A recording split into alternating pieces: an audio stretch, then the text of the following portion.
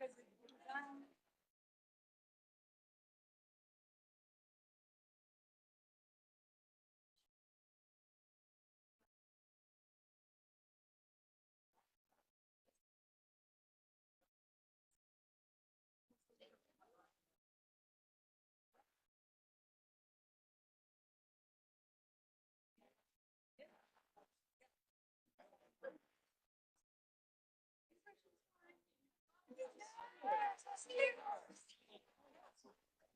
Going well. Going well. How's it going for you? Oh, it's been much worse. So is it hot? Is it hot?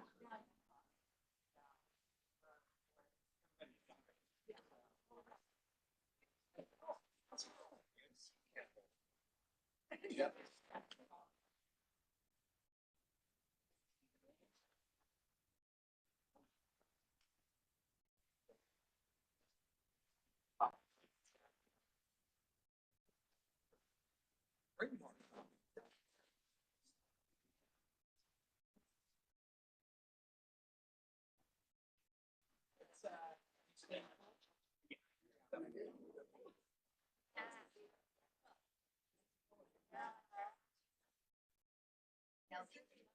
My issue. Yeah. Your health is not chosen.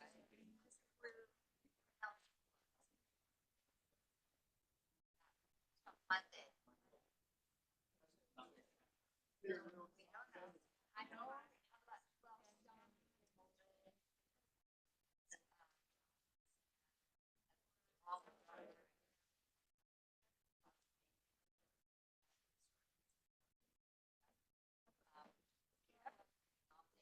Never. Yeah. Oh, there you go.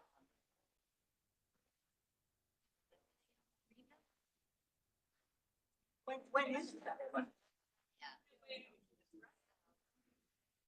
No. Okay. She's on. Yes.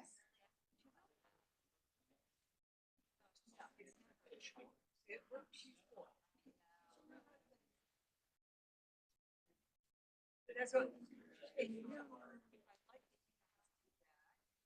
I'd like to see. We have the. And if you contact them.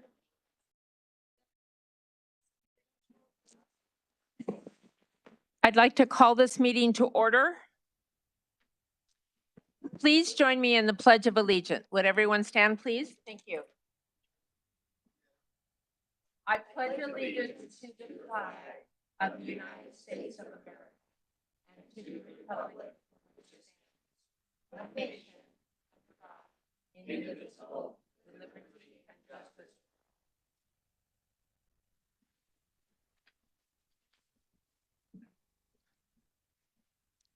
May I have roll call, please? Mrs. Baker, Here. Mrs. Greenberg, Here. Mrs. Christensen, Here. Mrs. Case, Here. Mr. Pantera. Next on the agenda, approval of the agenda. Dr. Bells. Thank you, President Case. Items approved by consent will not come up for discussion during the meeting, but will be approved when the agenda is adopted. This is possible since members of the governing board receive the agenda along with backup materials at least 24 hours prior to the meeting and have time to review and consider all items. Prior to the agenda being adopted, members of the governing board or audience may ask that an item be removed from the consent agenda and brought to the floor for discussion at the appropriate place on the agenda. I'd like to offer the agenda as posted with the following exceptions. Move from consent items G10 and G17. They will become the new H9 and H10.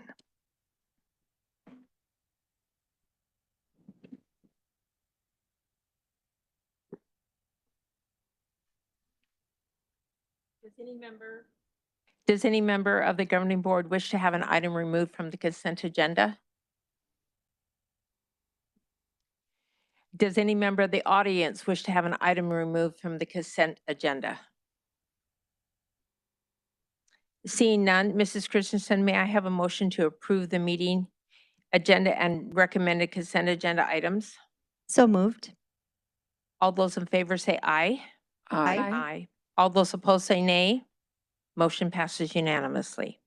Next on the agenda, governing board statements. Mrs. Baker? Thank you, President Case. I just want to say that it's been a pleasure to have the opportunity to serve for the last few months. I am excited for a break for the next few weeks. I have some vacations coming up. I get to actually enjoy my family, but I do look forward to returning at the end of July, meeting all the new teachers and visiting schools again. So I just wish everyone a great summer break, and we will see you back here in August. Thank you. Mrs. Christensen? I would like to thank all the community members that have taken time out from their days to come today, and also Representative Matt Gress for coming today. I just have been reflecting, and I'll be brief, it was just January that we all got sworn in, especially the three of us that are new, and it's just gone by so fast, from visiting the schools to school events, from bands, sporting events, choir. Just getting to know the educators and the faculty has just been so amazing. The graduations were a big highlight, and getting to be a part of that was just so wonderful. And I'm really looking forward to working with community members and the governing board to continue working for all of you. Thank you. Mrs. Greenberg? Excuse me.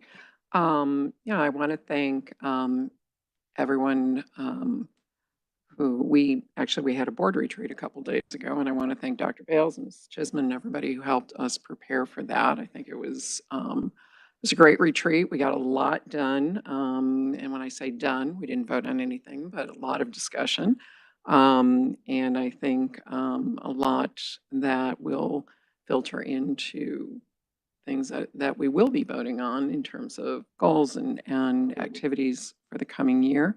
So I just, again, want to say thank you to all the work that went into that.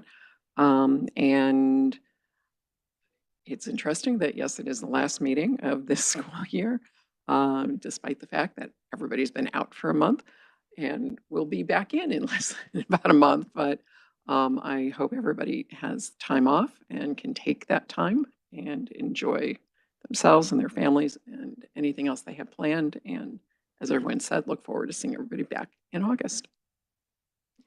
Thank you. I also hope you're all going to have a wonderful rest period here. And this is the last meeting of this 22-23 school year.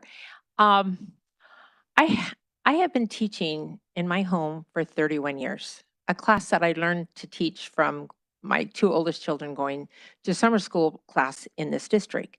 And then they didn't offer it anymore, so I made up my own and started doing it at my home.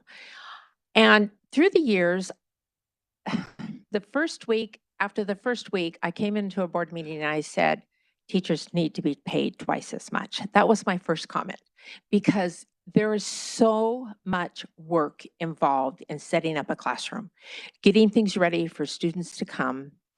And my class is only 3 weeks, so I just push really hard, really fast. It's reading, it's phonics. And I've had between 900 and 1,000 children over the 31 years I've taught. So I've had experience with a variety of students. And the last 2 years especially, I've had more variety than ever. And I have come to appreciate the depth and the varied responses our teachers need to make to students, from low ability to high ability to high intellect but poor skills, to problems in families, to hunger, to all kinds of things. And my respect for what our teachers do has just monumentally increased. And if I could just say thank you to the teachers in our district, they're amazing. And if there's some principals here, take that message back to your teacher. But I, for one, know just a small part. And I thought, okay, I'm doing it for 3 weeks. They do it for weeks and weeks and weeks. How do they do this? There's so much work involved with teaching and caring for all the students and the extra communications and the extra phone calls and the extra emails, whatever it takes to have our students progress. And I just want to say that I understand a small portion of what teachers go through, and I'm just so grateful for their love of teaching and for their desire to make a difference in a child's life.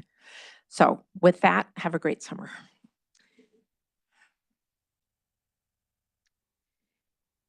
There are no awards and recognitions on the agenda.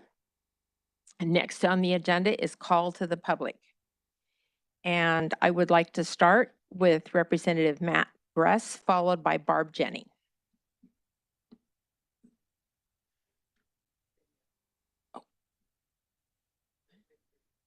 Oh, excuse me. We have to play the video. I'm sorry. I forget every time. It's just a moment.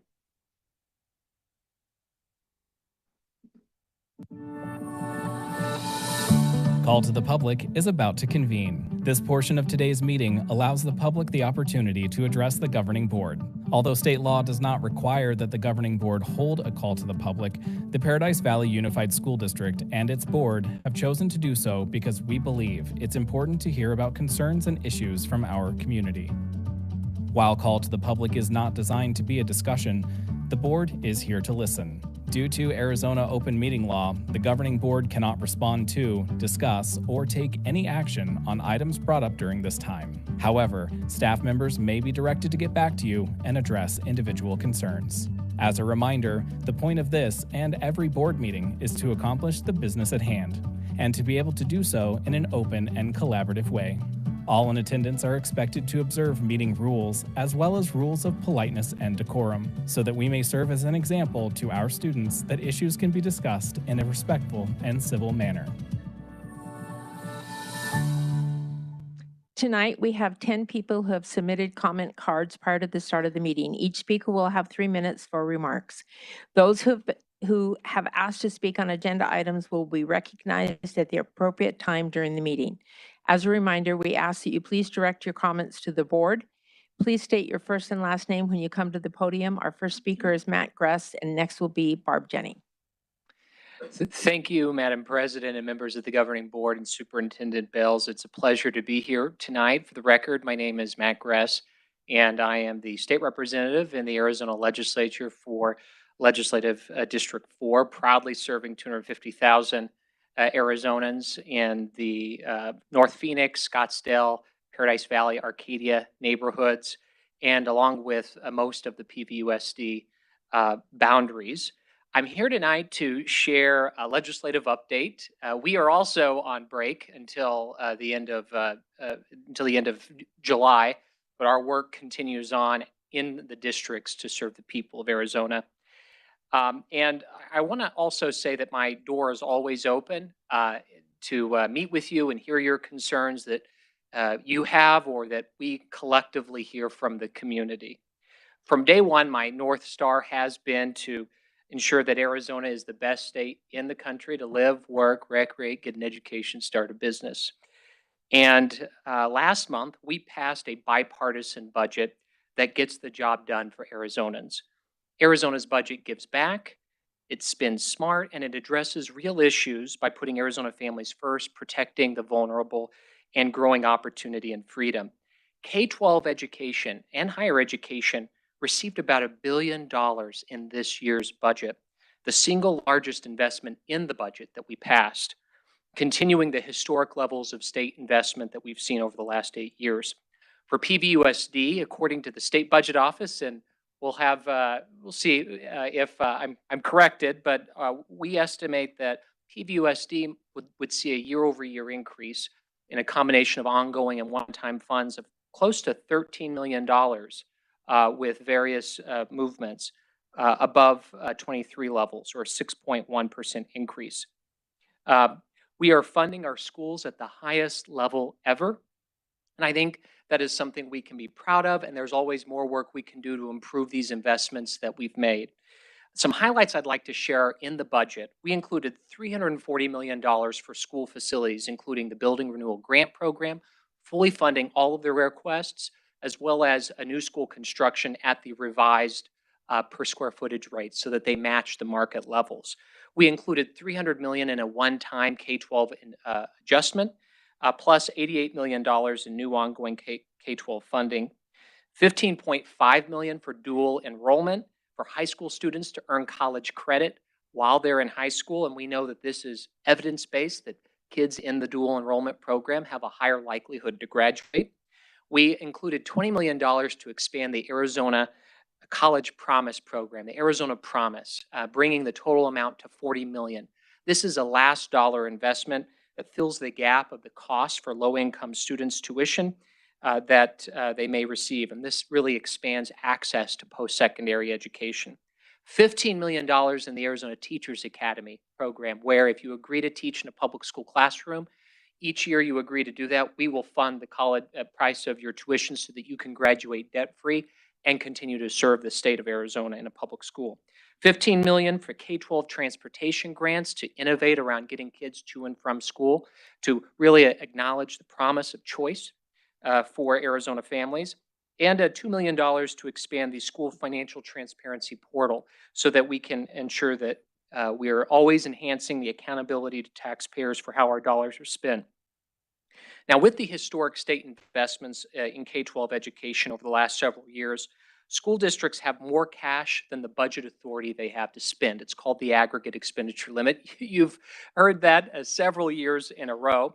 It's a constitutional feature that governs the rate of growth of agencies within government, including education. And for the last several years, the legislature has allowed districts to spend beyond the aggregate expenditure limit, largely because we appropriated the dollars for you to spend, and we should be able to allow you to spend those dollars. This year, the limit was waived a few weeks before the deadline, and as part of the budget package this year, I was proud to sponsor and secure bipartisan support to waive the aggregate expenditure limit for the next year so that you have the certainty you need to focus and really highlight the most important job, which is educating our future. So I'm pleased to see that the districts get the financial certainty that they need. We have the responsibility for funding all of our students, whether they be in district, charter schools, or empowerment scholarship accounts. So, Madam President, thank you again for your service, members of the board, to our students, their families, and the taxpayers. Thank you.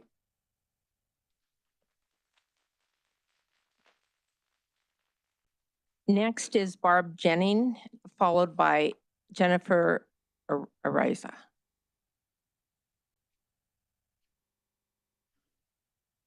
Afternoon. I want to thank our Representative Gress and everything that they did in the legislature for our school funding, which leads me to even question more why we need another override, especially when everybody's being taxed with the increase in spending for everything from food to housing. Everything has gone up. I wish I could come up here and sing praises. We moved here in 2004 because it was Paradise Valley School District. We moved here because we wanted a good education for our children. But it's been disappointing over the past at least 4 years or more, and I think our test scores show it. Our test scores are not improving. They are getting worse. The curriculum has been racist, sexualized. It's an egregious use of our spending dollars. And it was just very hard after COVID, and everybody makes mistakes and nobody's perfect. But I think it takes a lot for a person to hold themselves accountable and to say we were wrong. We were wrong to put these absurd restrictions during COVID. We were wrong to make them wear masks. We were wrong to shut down the schools. But yet I still have yet to hear an apology from any one of you. and you rubber stamp you, the school board, is supposed to represent us and our children. But all I ever see, the only one who ever see objecting to any funds or curriculum is Sandra. And that's a concern to me because our curriculum is not making our children brighter and smarter.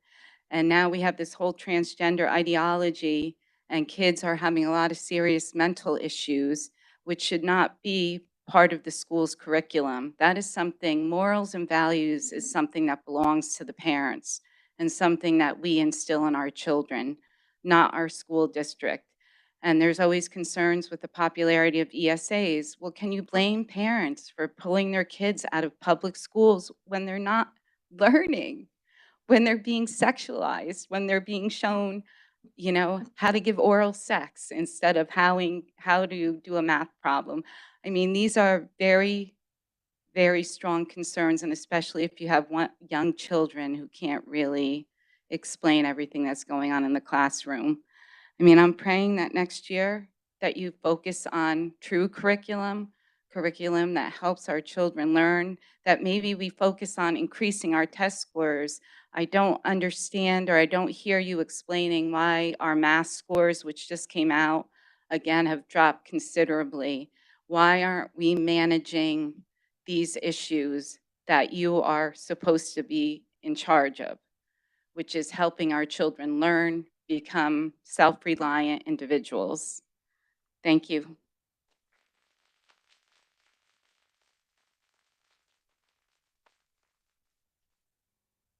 Jennifer Ariza, followed by Wendy Miller.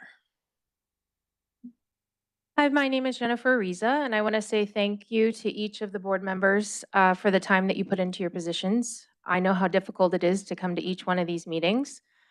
And I also want to thank each of you for your professionalism and your conduct during the board meetings. We truly stand out as a board here in Paradise Valley. As I stand here tonight, I'm a concerned parent in the Paradise Valley School District, and I appreciate the opportunity to speak. My concern as a parent in the district is the education and welfare of our students. As I stand here today, I want to declare that pornography should not be allowed in our schools. I am hopeful that in the coming 2023-2024 school year, that this is going to be the year that we as a community take a stand against approving any additional pornographic material for our schools. Our community is concerned about the increasing sexualization of our students, particularly as it is being pushed to lower and lower grades. I'm going to ask you again if any of our board members have researched the effects of pornography on children. And does anyone on the board think that pornography is helping the mental health of our students?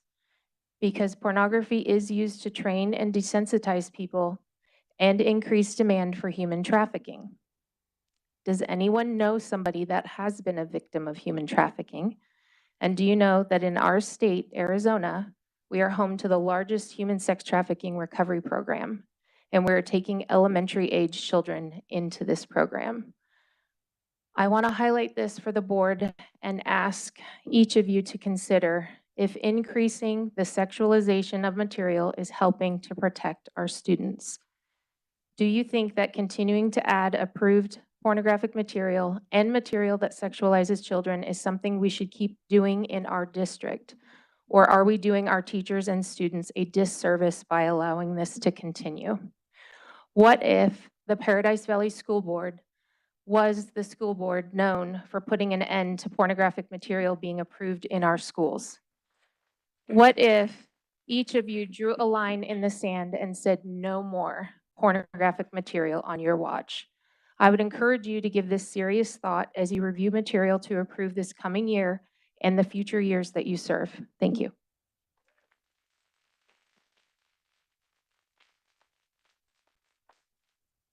Wendy Mahler, followed by Diane Newman. Good afternoon, President Case, Superintendent Bales, board members and cabinet. My name is Wendy Mahler. I'm up here today just to speak in general. Later on the agenda, we're going to be talking about the budget, notifying the public of new taxes, and I say no new taxes. It doesn't leave a very good impression right now with the accounting error that we just had, with the bond that we just passed, saying we wouldn't increase taxes, but we know that with our property values are going up, and then therefore our taxes will go up. Also, we know that you're going to be going out asking for another bond, the second largest one that you've ever asked for as a district. It doesn't seem like a good idea to increase our taxes right now. And then you're also looking at closing schools in the future. So why in this next budget are we increasing taxes? And listening to Matt Gress talking about the AEL, I think we have some cushion there. And I know you guys can do a good job budgeting. I know you can do it. And I just had one question, if it could be explained, maybe later on this afternoon, about the adjacent ways. It says the amount budgeted on line 1 for the adjacent ways fund that will result in a tax levy in fiscal year 2024 is $4,334,185. If you can please explain that, I'd appreciate it. Thank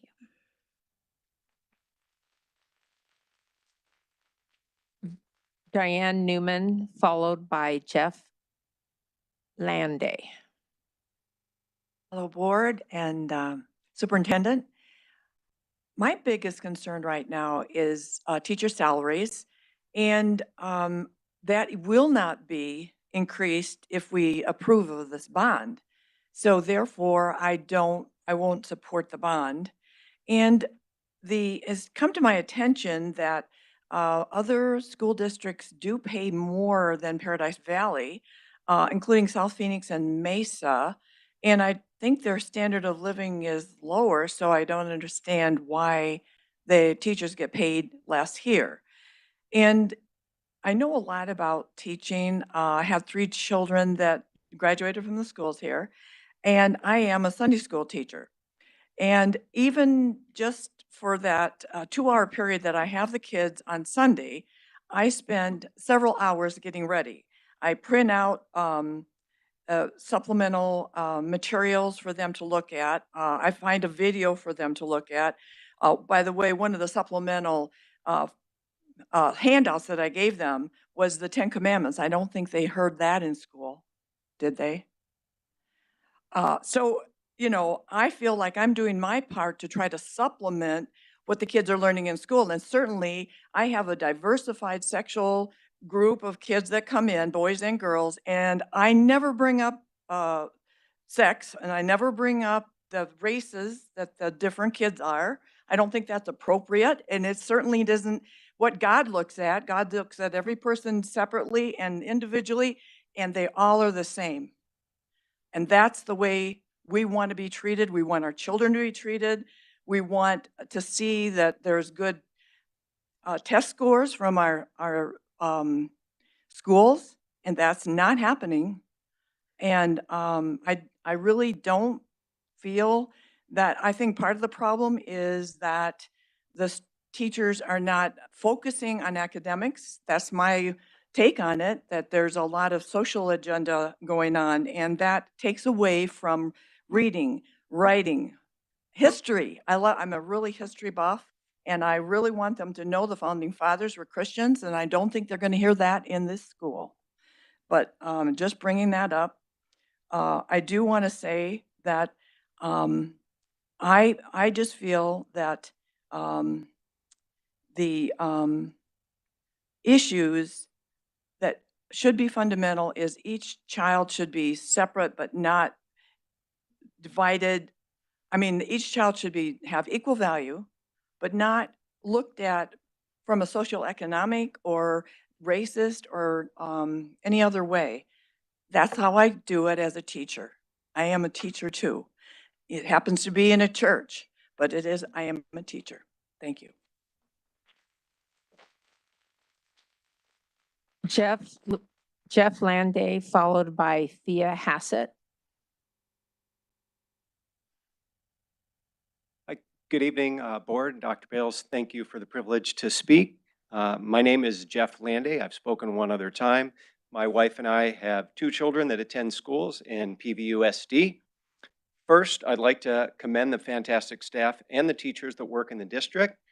For the most part, my kids have had wonderful teachers and very positive experiences during their time so far in PVUSD. Second, I'd like to thank Mrs. Christensen on this board for her critical thinking skills, willingness to ask the hard questions, her desire to hold the district, the superintendent, and the administration accountable for refocusing on academics, and her dedication to better fiscal responsibility of our taxpayer-funded operation. Fiscal responsibility is the reason why I'm speaking to you today. I began attending school board meetings as a concerned parent during the mayhem of the COVID pandemic. Since then, I've seen some pretty disturbing stewarding of the finances in our district.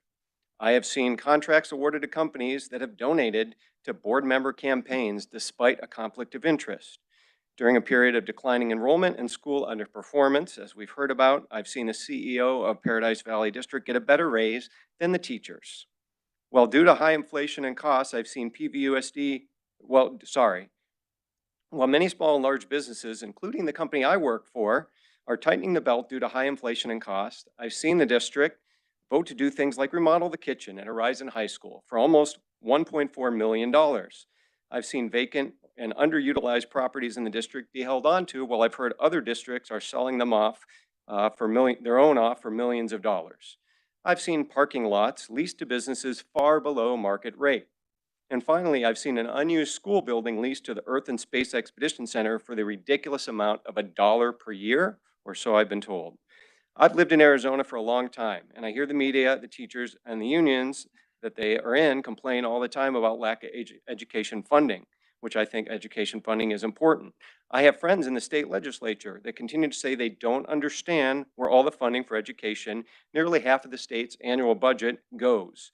Now I get to tell them, as mentioned above, that all too often, too much of it goes to waste. I urge the administration and at PVUSD and this board to buck up and start managing taxpayer-funded education more responsibly, as if it was their own money. It will serve our families better, our students better, our teachers better, and our community better. Times are tough right now, as we all know, and it's time to start making some tough and more efficient decisions. Thank you for letting me speak.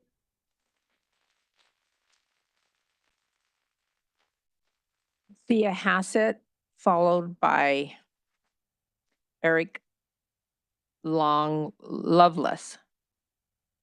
Good afternoon, I'm Thea Hassett. At the last board meeting, there was talk about the bond proposal and how important it was to keep the facilities maintained. Well, I can tell you that Whispering Wind Academy maintained their roadways and parking lot by tearing it all up down to the dirt and hauling it away. I asked someone who was inspecting the lot if there was anything wrong with it. He said no, they were just redoing it.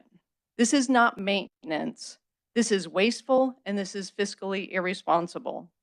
I lived in a gated community for 20 years, and we never tore up our roads. The cracks were filled and the streets slurry sealed twice.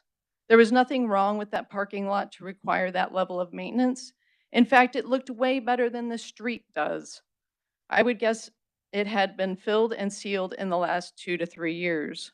Do you know when the last maintenance was done on that parking lot?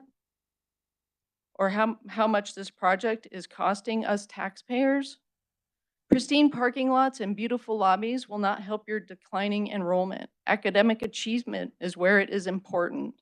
This is fiscally irresponsible, and you should be ashamed of yourselves if you vote for the bond.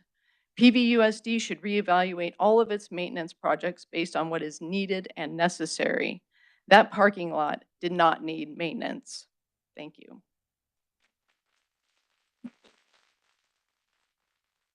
Eric Lovelace, followed by Carol Steins. Hi, my name's Eric Lovelace, President, members of the board. And I think I've got an answer to part of your question or some of your issues. I've lived in this neighborhood since the 70s. I lived on Juniper Avenue before it was paved. I went to Palomino, which is one of the things I'm going to talk about. At what point do you start teaching English? The reason I ask is I had a concerned neighbor, young Hispanic male, come up to me, said after 2 months, His kid still wasn't speaking any English. So he asked me, he pointed to my signs on my street and said, "Who do I vote for?" And I said, "Well, you've got Sandra Christensen, Lisa Farr, Eddie Jackson, and Tom Horn. They will fight for your kid to be educated, not whatever's going on." So I watched him fill out his ballot, which notoriously they all threw them away. So he filled out his ballot with those people. Luckily, Sandra and Tom Horn made it. I'm sorry. Yeah, Tom Horn. Yeah, anyway. Luckily, those two got in. It's just a part that we can't. This is the problem. We're sexualizing, we're classifying, we're separating, categorizing. You're this color, you're this color, you're this sex, but you might not be. We're destroying America. And I know that over half the state budget, or right around half the state budget, goes into education. And I know that through the Boys and Girls Club, they give you a little stipend for Palomino. You've got the free dental. They give a stipend. So I know it's all about money. But my question to you, all of you, is will the money matter when you're replaced? Thank you.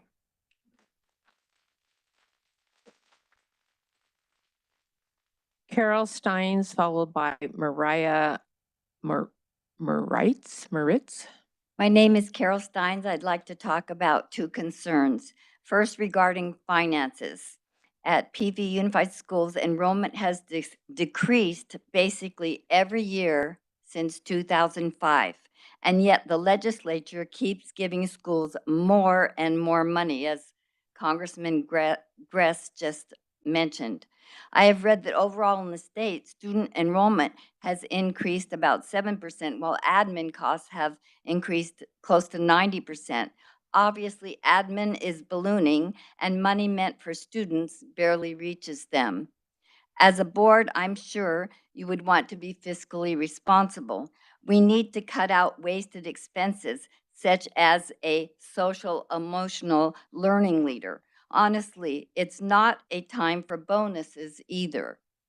I urge the superintendent and board to get serious about cutting waste.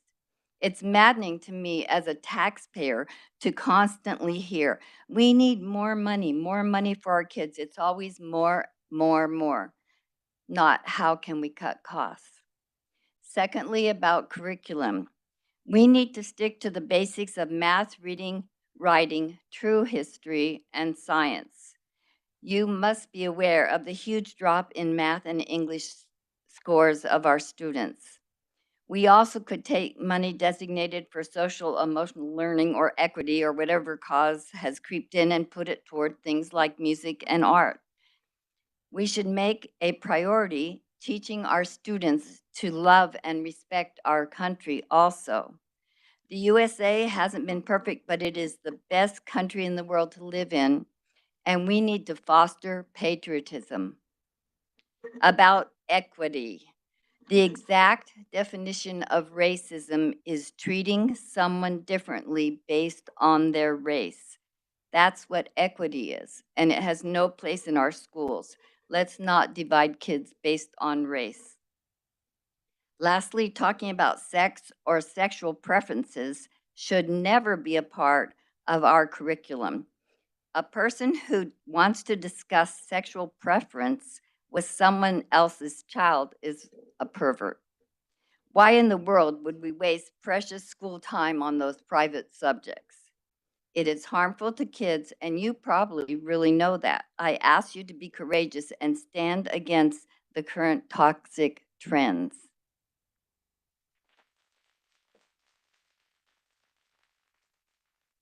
Mariah Moritz.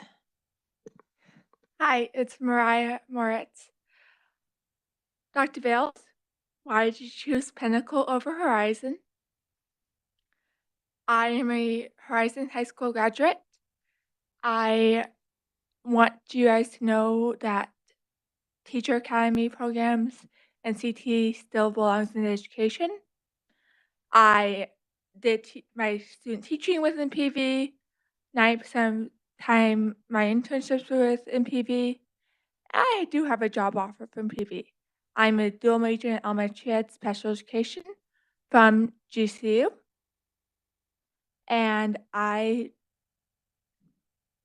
really hard for me to think. I just want you guys to know that it's important that we keep CT in education.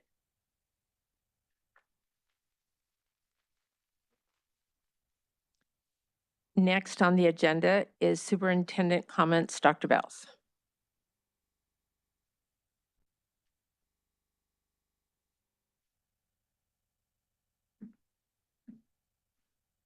Thank you, President Case.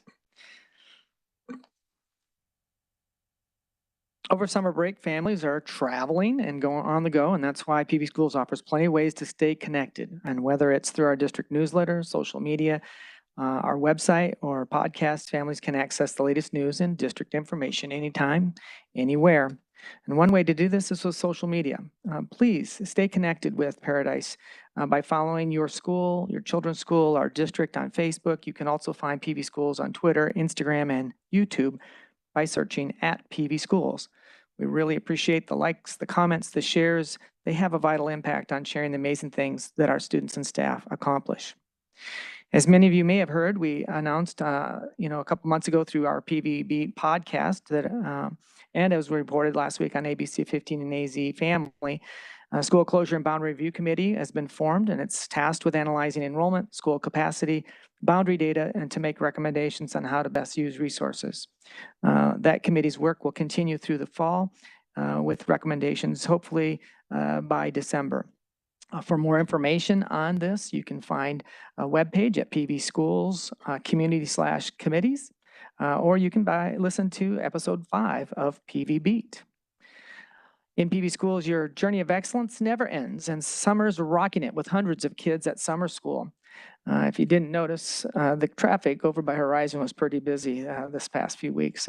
And whether you're in summer school, relaxing, or traveling this summer, we'd like to hear from you your amazing summer stories.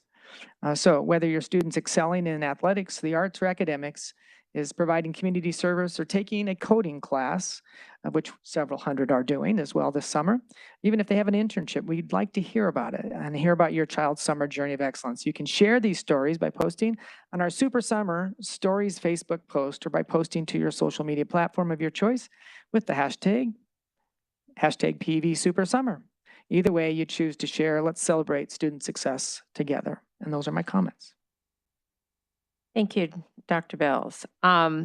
We have moved 2 items from the consent agenda to the end of the items for approval.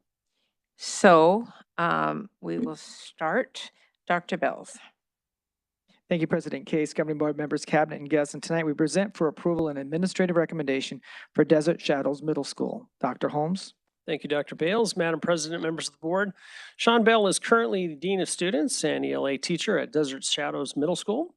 She earned her Bachelor of Arts degree in Secondary Education from ASU and her Master of Arts degree in Educational Administration from GCU.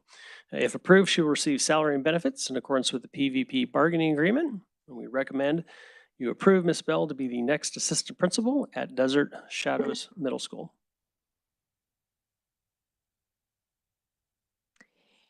May I have a motion to approve the recommendation to hire Sean Bell for the position of Desert Shadows Middle School Assistant Principal as presented? So moved. Any board members wishing to make a comment? All those in favor say aye. Aye. All those opposed say nay. Motion passes unanimously. Congratulations, Ms. Bell. Congratulations. Would you like to stand and do you have any family members here with you?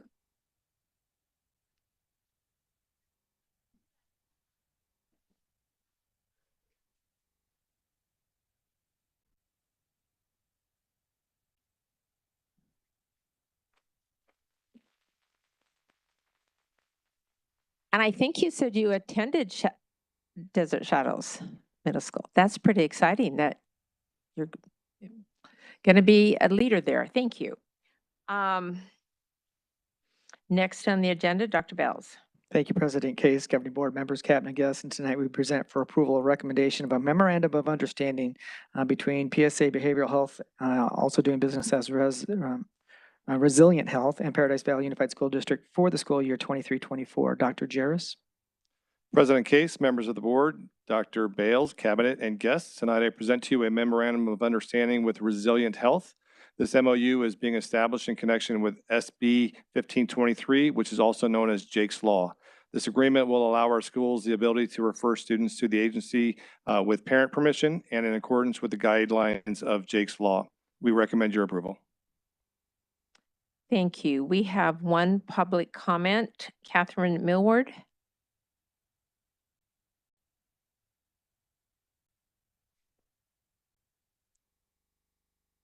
We have two. We actually have more than one. Good evening. I'm Catherine Millward. I just have some concerns and questions regarding the agreement between Resilient Health and PVUSD. My first area of concern is, where are these sessions supposed to take place? Will the district have to provide rooms on campuses as well as custodial services, security services, water, power, etc.? Will these sessions take place during school hours? If so, what classes will the students be missing to attend these sessions, reading, math, writing, etc.? My next area of concern is that the amount of parental involvement is not clearly stated anywhere in the agreement that I read. HIPAA is mentioned over and over. However, minors cannot legally exercise their rights under HIPAA. The minor's parents or guardians are their personal representatives under HIPAA law. The parents are to have access to all of a child's records under HIPAA law unless there is abuse, domestic violence, or neglect suspected. Parents can waive their rights to this information, but they can also reinstate their rights at any time. If parents are not kept regularly informed of what's happening in these sessions, that can be considered a violation of HIPAA laws, and fines can range from $100 to $50,000 per violation. If parents do not receive the records, who is going to be held responsible? Who will pay the fines, Resilient Health or PVUSD? If the district wants to enter into an agreement with Resilient Health, I believe a much more detailed contract needs to be written up, clearly stating when and how parents will be kept informed of what is happening with their child. Not having more clarity could result in the district having to pay some hefty fines in the future. Thank you. Also on H2 is Diane Newman. And Neiman. Neiman. I am Diane Neiman, and I have a personal story to tell you because my son was very hyperactive, and my mother always said he learned to run before he learned to walk. And so I knew he was very hyper, but then when I was called into Quail Run and asked, your son won't stay in the circle. There were 5 people there, the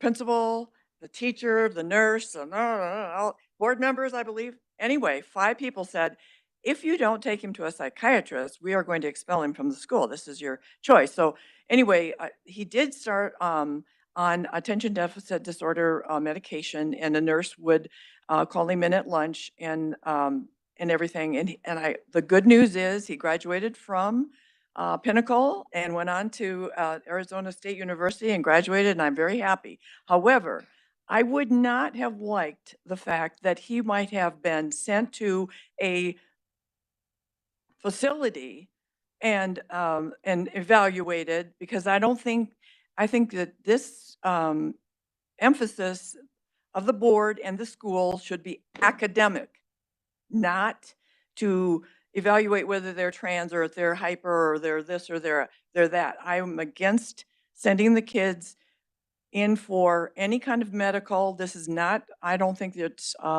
appropriate for the schools to be putting taxpayer money toward that either. And without my approval, and I'm still a taxpayer, and I have been for 30 years in this district, I would say no to any coordination with, I just think that's not part of what you should be doing. When the test scores are low, then that should be the focus is on academics, not a healthcare or trying to find out if kids have problems with, being hyper or, anything else. I believe that's parents. The parents should be totally in control of that. So thank you for your time.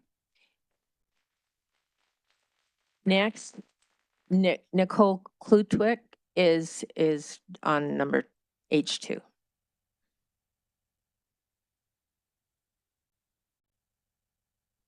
Hi, thank you for letting us speak.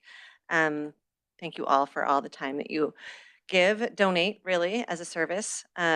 Really do appreciate it. I have an issue actually kind of with 2, 3, and 4, because they're all basically similar in that it appears that the district is contracting with providers in order to be a resource. And it says that parents are supposed to give permission, but it is barely mentioned and really kind of concerning.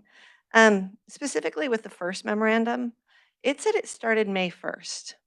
I don't know how that's possible because it has to be approved by the board, right? So I don't understand what's going on with that.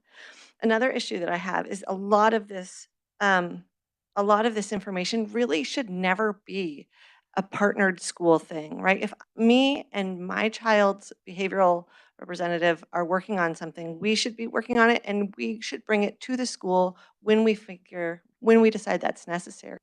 This like backdoor relationship is really unsettling as a parent. And then another thing about this one particular one, the one that's up right now, it says no establishment of third-party rights. So there's a recipient and a provider. Recipient is the school or the district. The provider is behavioral health, this behavior, but there is no establishment of third-party rights. Does that mean that the families don't have any rights? I think that's what it means.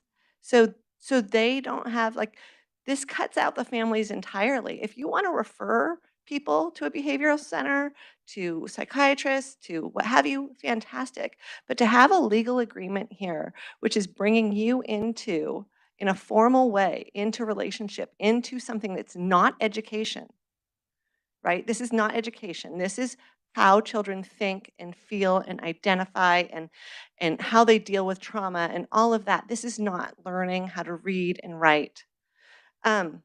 It's really disconcerting, and it seems like a slippery slope. My last comment, which applies to the other two, is all three of these are vastly different in terms of length of agreement.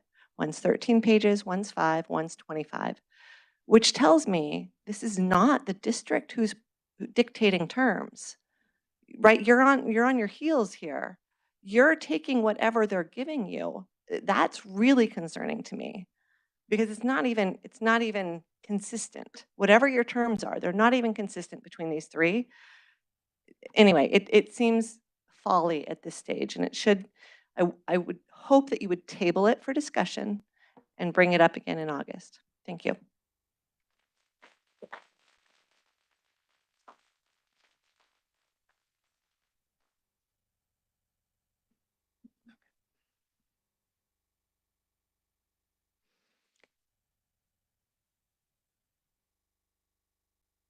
May I have a motion to approve resolution number 539, a memorandum of understanding between PSA Behavioral Health Agency, DBA Resilient Health, and Paradise Valley Unified School District for the school year 2023-24 as presented?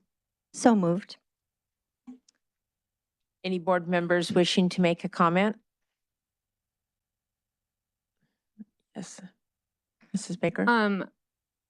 I do have some comments, but I don't know if anyone wants to, like Dr. Bales or Dr. Jarris wants to give any clarification on some of the questions that were brought up. There seem to be some misunderstandings that might need to be cleared up, but I also have comments after that. Sure. This is in 2000, 2020, I believe it was, the legislator passed and Governor Ducey signed what's known as Jake's Law. It was in response to a student who died by suicide. And part of the concern was the lack of resources that were available. So as a result of Jake's Law, public funds were set aside for access to students who are uninsured or underinsured. And that is being disseminated through Access. And as part of this program, then Access has created a network of partnerships that schools are allowed to connect with, this being one of them. And as part of that, as that referral piece, in order for Access to be able to, for the agency to be able to access that funding from Access, the referral has to come directly from the school. So in this process, when we have a student who's exhibiting behaviors and we're working with families, we will work with parents to identify what concerns are. And many times we have families who have their own services and their own provider and are insured, and they seek the help or they don't seek the help, but they're aware of the issue. In those cases where somebody who is underinsured and or does not have the access to a provider, we are able to refer them with parent permission. We have a referral form from the agency. The parents sign it and it goes directly to the agency. The agency then takes it directly to the parents, and all future communication is negotiated between the parents and the agency. The law also does allow services to be provided on school campuses, because prior to this law, some insurances would deny coverage if it did not take place in their offices. And so part of the agreement is that if the family says this is what's best for us, and we can't bring our student down to the office, and but we would be happy to have it happen at the school. If we have the parent permission, if we have the space available, we would work with the family to be able to make that happen. But we have not entered this, and we've not experienced this yet to know how frequently that's a request. Honestly, from most of the providers, we don't believe that there's availability of them to send people out to the schools. They are shorthanded as well, and so to maximize their services, most of the stuff we believe will either happen virtually or within their offices. Thank you for that clarification. So what I would like to say is I would like to reiterate that this is all done with parent approval. Everything requires a release of information. That is stated several times in the agreement. And the other thing I want to say about this is we hear a lot from you about finances. We hear a lot about academics. What we don't hear a lot of, and what we are in the business of, is children. We don't hear a lot about the children's well-being. As a district, I'm sorry, it's my turn, not yours. Excuse me, it is not time for the audience to make comments. Please be attentive to our board member. Thank you. The children are our number one priority and responsibility. The hard truth is that they do often come to us not ready to learn, and as a district, we need to make sure that they are ready to learn. We need to make sure that they're fed if they're hungry. Some come to us with behaviors, some come to us with mental health issues, and we have an obligation to make sure that those kids are ready and able to learn. Some of our families, as Dr. Jarrett said, they don't have the resources, they don't have the time, they don't have the insurance to get their children the help they need. They rely on the school district, as they should, to help meet those needs and provide those resources. A hungry child can't learn. A child who is trying to survive can't learn. A child who is going through trauma can't learn. I agree we need to focus on academics and be good stewards of finances. However, helping our kids get to that point is also our jobs. If you even have taken a class on child development, you would understand that there is a hierarchy of needs, and our kids cannot learn without shelter, without food, and without their mental health being addressed. I'm a special ed teacher. I have seen this. So we need to remember we're here for the students and to give them all the support that they need, and resources like this give us those tools. Thank you. Mrs. Christensen? I don't even know what to say. So initially, these items were in consent agenda, and I pulled them out because I was concerned. I feel like this is a real slippery slope. I do understand that that our children have, they've been through a lot and they're traumatized. But we have to remember that parents have the right to direct the education, upbringing, health, and mental health of their own children. While I appreciate the district trying to solve a lot of these problems for us, it really concerns me. I mean, now at one point, what one point do you start paying for their education when they go to college? Because it seems like we are kind of outsourcing the raising of our children, and it's really concerning. I think a lot of these programs can be helpful, but a comment was made about taking a child development class. As a mom, I know my child the best. And I've been working really hard to hear the teachers and to understand. And I think how we get to help the children is parents and teachers need to partner. We need to partner together. We need to stop fighting each other. But the district cannot solve every problem of the child. Life is tough, and sometimes there's adversity, and that needs to be figured out. Yes, I understand. Mrs. Baker brought up some good points about you cannot learn when a child is disruptive. It's kind of disruptive for the whole community. But parents, we need to step it up. If our children are misbehaving, we need to get a call from like when I was a child, we'd get a call and that would set me straight if I was talking too much or if I was misbehaving. The schools cannot solve every problem, and we have to focus on what the schools are meant for. It's to educate our children. Are there any other comments from the board? I would make a comment. As far as I understand, no one's forced to use this program. Is that correct, Dr. That's Jarrett? correct. This is an aid for parents who want it and need it. They can't afford the mental health that they need for their child, the depression, the things that are blocking them from getting higher test scores, from being able to do better. They can't afford it. Through this program and through channeling through our district, they can afford what they could afford to help their children, the choice they make for their children to get them the help they need. That's the reason I'm for it. You can't teach somebody who's depressed, who's scared, who's frightened. And if we can help the parents, give them a tool that they can use, I'm for it all the way. Thank you. Any other comments from board members? I just want to say I agree with that. I understand that as parents, we all are working on behalf of, we all work with our own students. We all, as Ms. Christensen, know our students best. That's absolutely true. But what this and the next two items do is, as Mr. Pantera just said, provide an option and provide a choice for families and parents who would not have that otherwise. It simply would not be available to them. And as Dr. Jarris just confirmed, no one is required to participate or partake of these services unless they want to. So there is, and I just feel like we need to be able to support all of our families to the best extent that we can. And this provides assistance for families who can't access these services themselves. I'd like to make a comment. First, I have a question for Dr. Jarris since this came through your office.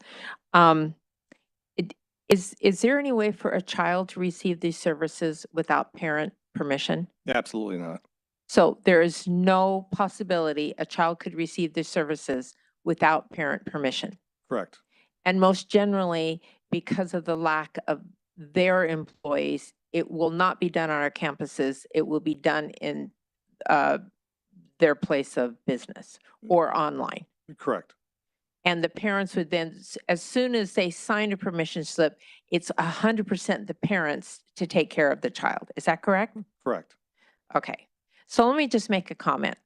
I just said I finished teaching By the way, I'm still exhausted. I had a young man that I'd never had this before. He was laying on the floor in the front of the classroom. Teaching stopped. I only had 3 weeks with these kids. One day could not be spoiled. When a child is taking away from teaching, none of the children can learn in a classroom. And then I had a conversation with the parent. I resolved it. Then we had good times and bad time. The child was so intense. If the mother didn't send the right book, he didn't want to do the writing assignment, then he had to have the exact book because he couldn't. I mean, he really had emotional problems. That was not my problem. My problem was trying to teach to the other children. And when someone is so disruptive, then children can't learn. So I want you to keep that in mind. This is totally 100%. I've asked the question 3 different ways. This is parent directed. This is to help kids who can't get help otherwise because of insurance. Dr. Bells, do you have any comments because of your background with Teen Lifeline? I don't know that I draw connections to that resource at this time, but I would say that, many of these questions regarding the fiscal responsibility district, all these agreements, memorandums of understanding, and MOUs have been reviewed by our attorney to protect our interests as well. Okay, thank you. So are there any other comments? Mrs. Christensen? Dr. Jarris, you indicated that referral comes from the school. Parent permission, I like that. But you did say that services can happen on campus or virtually or in the office. It doesn't sound like it's very well spelled out. And so just that alone, it makes me uncomfortable because I work full time. And if my child needed to have this service, I wouldn't be there to hear what's going on. And and I get it, if I gave permission, but the issue here goes far beyond that. It's parents need to be there, and it doesn't sound like it's very well spelled out. I see more and more organizations reaching out to districts and school districts, organizations like Planned Parenthood to support women's health and things of that nature.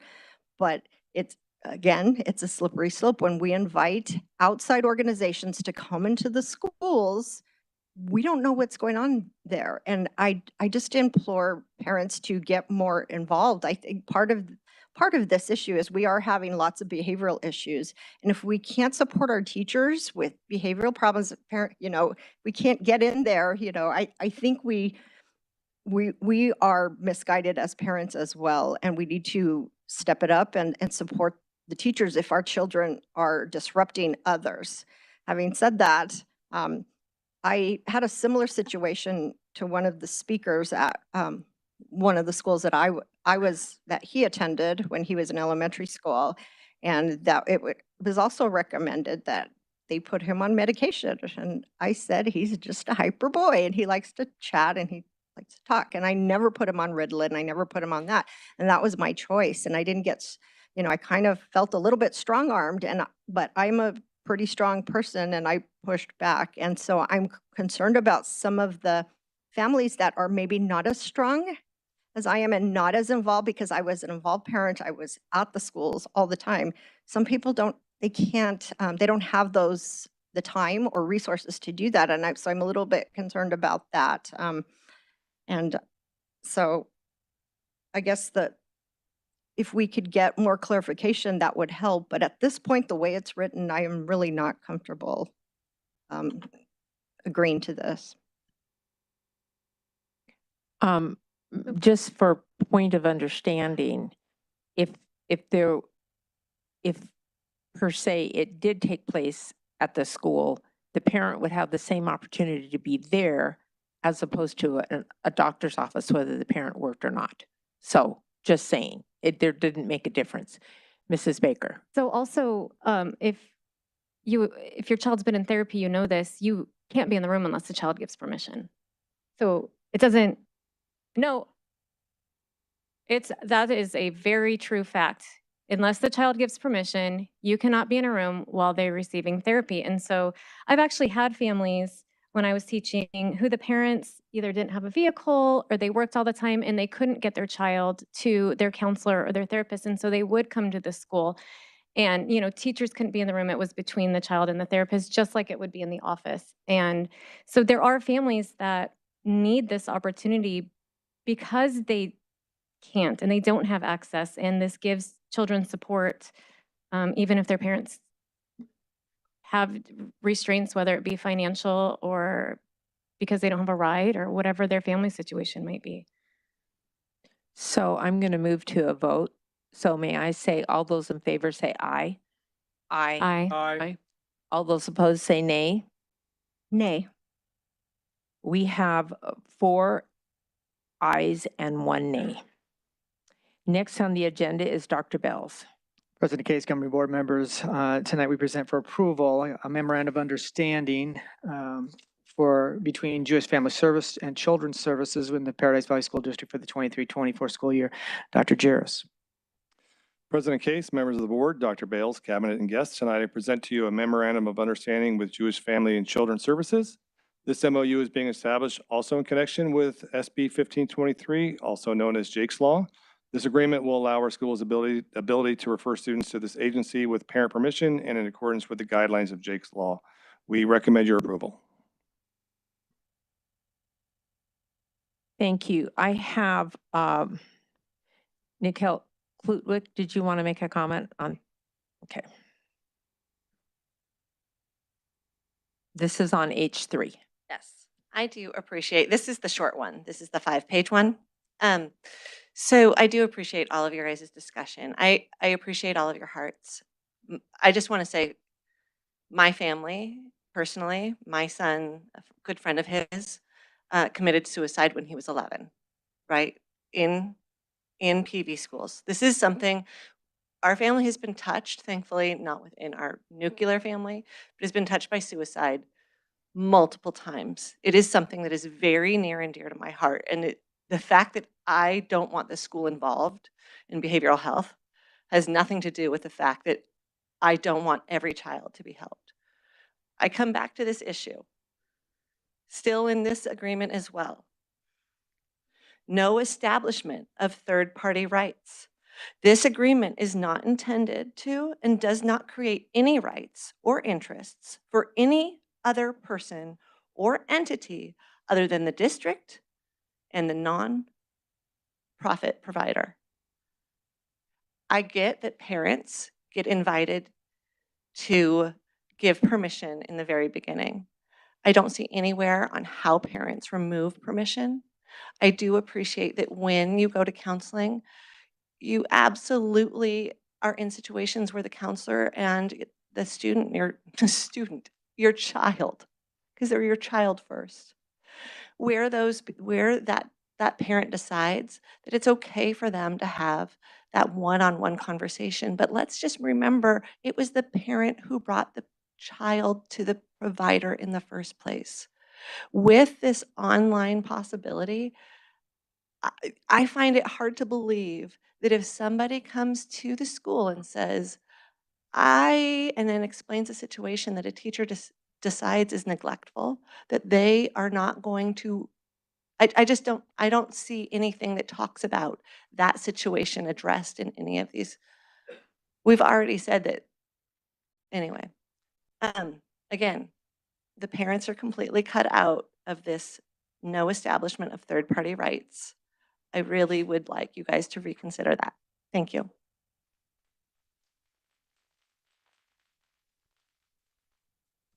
May I have a motion to approve resolution number 540, a memorandum of understanding between Jewish Family and Children's Service and Paradise Valley Unified School District for the school year 2023-2024.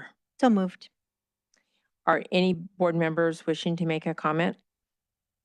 Mrs. Baker? Can we get clarification on the third party? I don't believe parents are cut out in any way, but any sort of clarification would be great. I would love to, but I can't. I'm not an attorney. This is partly attorney language that helps protect our interests. And so I do not believe that parents are left out of the loop in this in any way because nothing happens without their permission. From then on out is a relationship between the agency and the parents. So I would have to double check with our attorney with regards to what that specifically would refer to. Okay, I appreciate that. Thank you. Again, I just want to reiterate that they do have to give permission. None of this happens without permission of the parents. And that, again, is stated more than once in this document.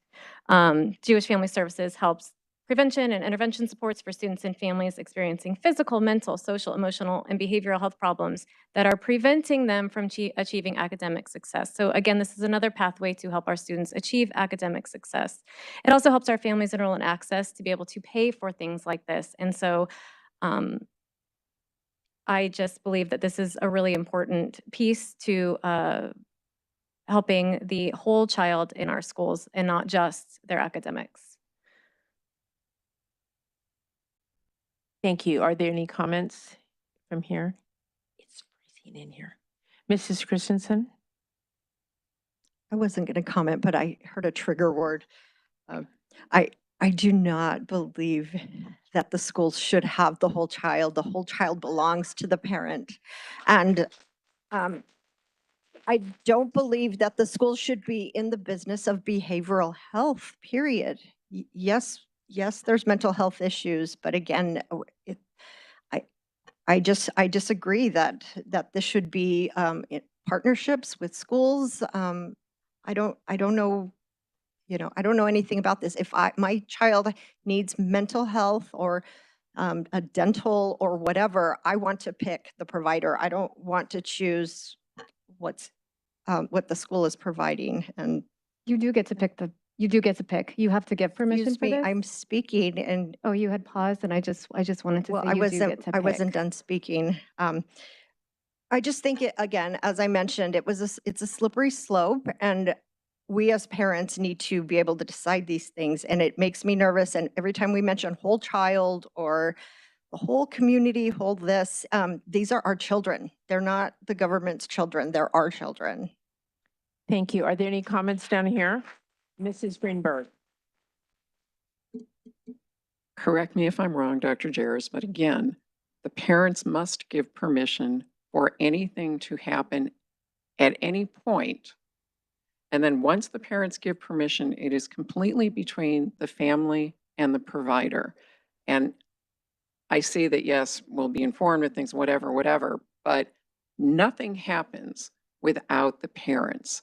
And I don't foresee, why would there be an instance, for example, if somebody is providing services virtually, that would happen would it ever happen without parental permission and the parents knowing? We're simply providing space if needed. We are providing access to the agency, which allows for the funding to occur from access. And so, no, nothing happens without parent involvement. So nobody chooses anything until the parent does. Correct. And it's the partnership between the parent and the school and a conversation about the child, and it expressed concern from the parent that we need some additional help. Well, here's a resource for you. Thank you. Mr. Well, I have a comment, based on what you said there, Mr. Christensen. We're not supposed, oh, it's not loud enough? I'm not loud enough. That's unusual. We do have to consider the whole child, their emotions. You don't want a teacher who doesn't care at all about how your child feels in the classroom. You don't want a cold robot up there. Kid comes in crying, the teacher's going to ask, oh, well, are you okay? What's happening? That's being involved with their emotional well-being, looking at the whole child. We do it all the time. Okay, it's something you want to be neglected or ignored. From the smallest bit when, oh, you scraped your knee, I'm sorry for that. And you empathize with them, to the kids who's depressed and really need some help that we can't provide. And the parents want us to be able to do something for their child, but they can't afford it.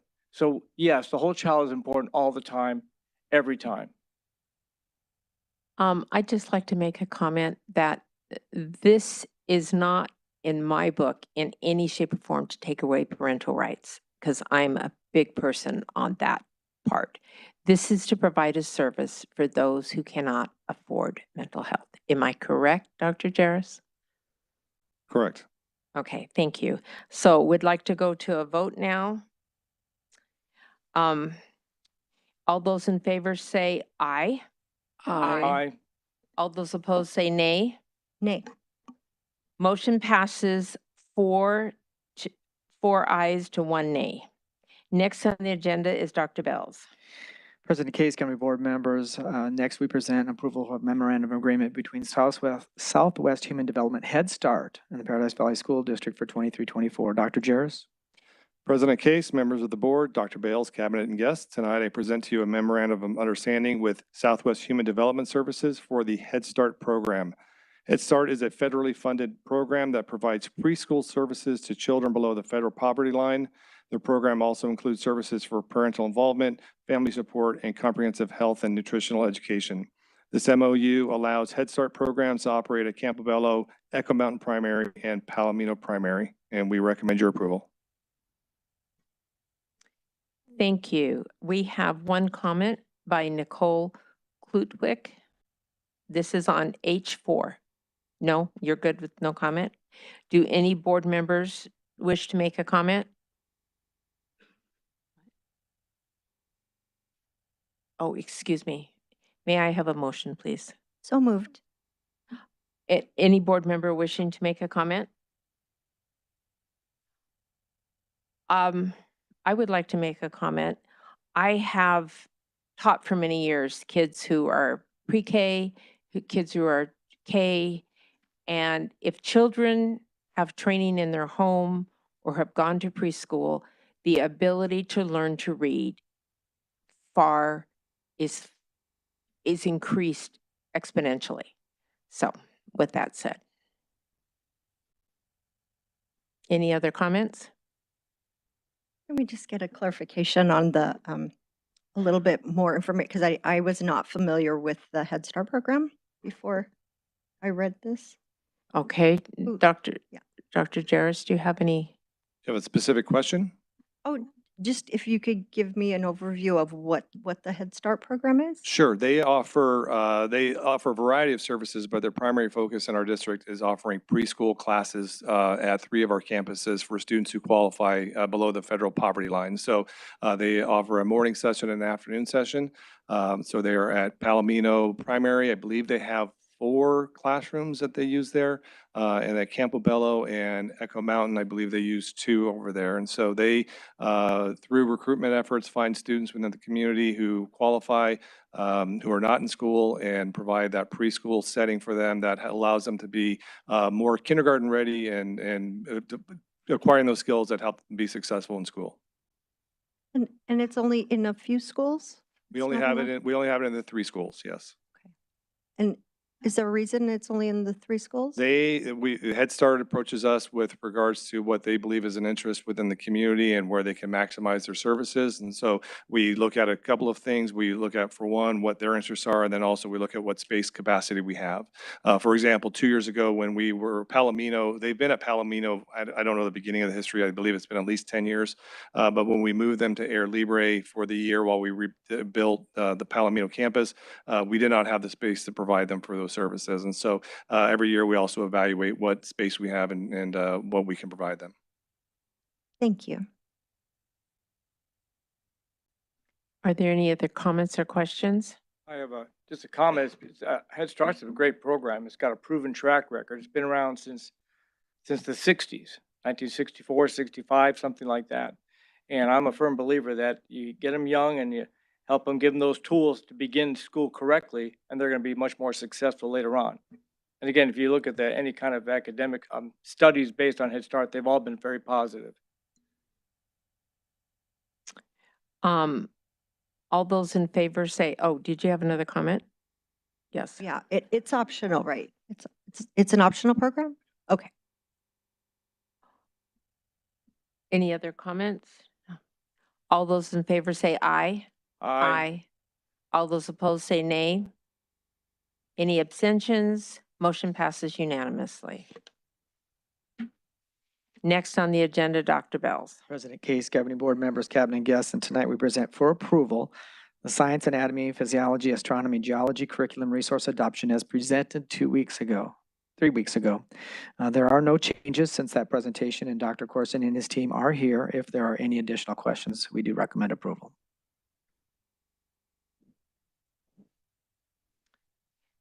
I don't have any public comment on this. May I have a motion?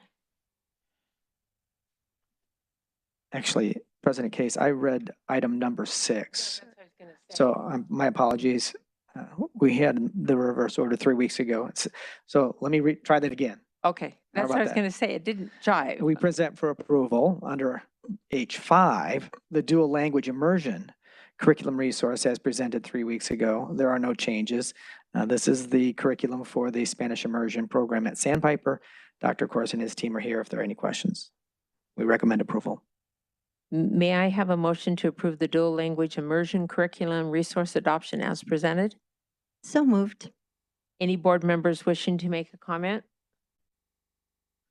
May I just say that I am so grateful that we have a Spanish immersion elementary school in our district. I think it's fabulous. It's one of the regrets of my life I don't speak another language. Any board members wishing to make a comment? All those in favor say aye. Aye. All those opposed say nay. Any abstentions? Motion passes unanimously.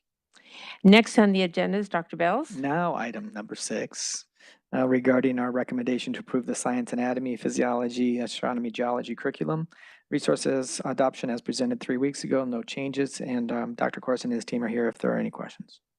We recommend approval. May I have a motion to approve the science, anatomy, and physiology, astronomy, geology curriculum resource adoption as presented? So moved. Any board members wishing to make a comment? I'm just glad I don't have to learn all this that the kids are learning. It's so hard. Okay, all those in favor say aye. Aye. All those opposed say nay. Motion passes unanimously. Thank you for all the work of the committee on both of these. It's a lot of work to be on a curriculum committee. Thank you for their hard work. Next on the agenda is Dr. Bells. Thank you, President Case, governing board members, cabinet, and guests. And tonight we present for approval a contract for multiple firms to provide furniture products and services. Ms. Berrigan will summarize the recommendation. Thank you, Dr. Bales, President Case, and members of the board. Request for proposal number 2616 PV is a cooperative contract through 1GPA with Paradise Valley Unified School District as the lead entity. The contract is a rebid of the current furniture contract from 2019, set to expire in December. The selection committee evaluated 30 proposals and ranked them to select the top-rated firms. A total of 19 firms are being recommended for award. Once awarded, this contract will offer a variety of furniture products and services that are typically purchased by our district and other entities. The district has utilized this contract for the last 5 years, and we look forward to working with the awarded firms. And I'm happy to answer any questions. May I have a motion to approve the award as RFP 23-16 PV for furniture products and services as presented? So moved. Any board members wishing to make a comment? All those in favor say aye. Aye. All those opposed say nay. Motion passes unanimously. Sorry, I didn't vote. Oh, excuse me. I'm sorry. I was thinking about it. I'm an aye as well. You're an aye. Okay, then motion passes unanimously.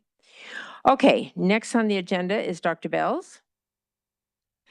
President Case, governing board members, cabinet, and guests, and at this time we will conduct a public hearing for truth and taxation, followed by a recommendation to approve the fiscal 2024 State of Arizona School District annual budget expenditure of its insurance proceeds.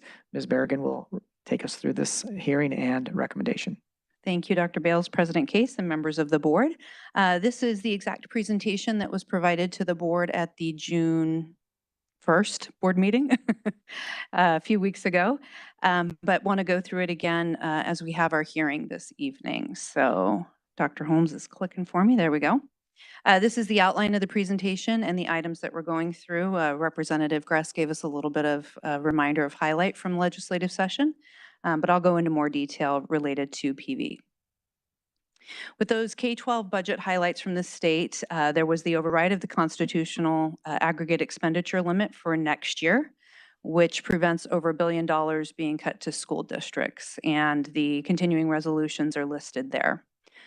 There was also an increase to the base level by 2.92%, and that means we're going from $4,774 per student to $4,914 per student or per ADM. This includes the statutory increase that's required of 2%, which is the lesser of the rate of inflation, or 2%. But it also repeals what was known as the results-based funding program and puts that amount into the base, and that's how we get to 2.92%. The total statewide amount is $68 million, and so that's how we get to 2.92. Additionally, there's an increase from a weight of 0.018 to 0.022 for the new Group B support level weight that started this current fiscal year 22-23. There's an increase for 23-24, and that's for a free and reduced lunch program support level weight for Group B students. That was already expected and in the PVUSD budget that we did during our budget planning. With district additional assistance, that will increase by 9.38%, which is $42 million statewide, and brings the amount per ADM from $502.33 per student to $549.45 for K-8 students, and $626.98 to $685.79 for our 9-12 students. We were already expecting $22 million of that, and there was, when we did our budget planning in the spring, but there was an additional an additional $20 million that we received towards the end of the session when they added some money into the budget. And then finally, there was a basic state aid supplement of $300 million in one-time funding. All of the rest of that's ongoing funding, but this last piece is one-time funding, and that's going to be distributed using weighted student counts.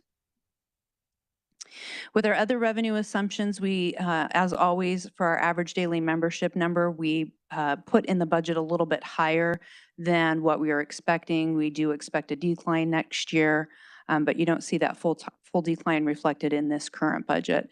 As we do our revisions and we get our actual ADM for the year, we make those revisions to ADM. We only are funded off of the ADM that we actually have, but the budget is a projection. Additionally, Classroom Site Fund is an increase of $50 per weighted ADM to $758, which was a nice surprise. With our expenditure factors, starting with salaries and benefits, all of the furlough days for employees are eliminated because of that additional funding that we weren't expecting. That includes the furlough days approved by the governing board in December of 2022, as well as those that were agreed to in the bargaining process this spring. That totals about $1.9 million. With certified employees, their base salaries are increased by $1,950, which is coming from Classroom Site Fund. And then performance-based pay is set at $4,925, also from Classroom Site Fund. With other expenses, and you'll kind of remember some of these bullets, I would assume from the budget presentations that I gave to the board throughout the spring, we are moving that 0.17% of the fiscal year 23, this current fiscal year pay increase that was put into Medicaid for this year, back into M&O, which was agreed upon in the 22 session. January 1st, 2023 minimum wage adjustment was estimated at a 6% increase.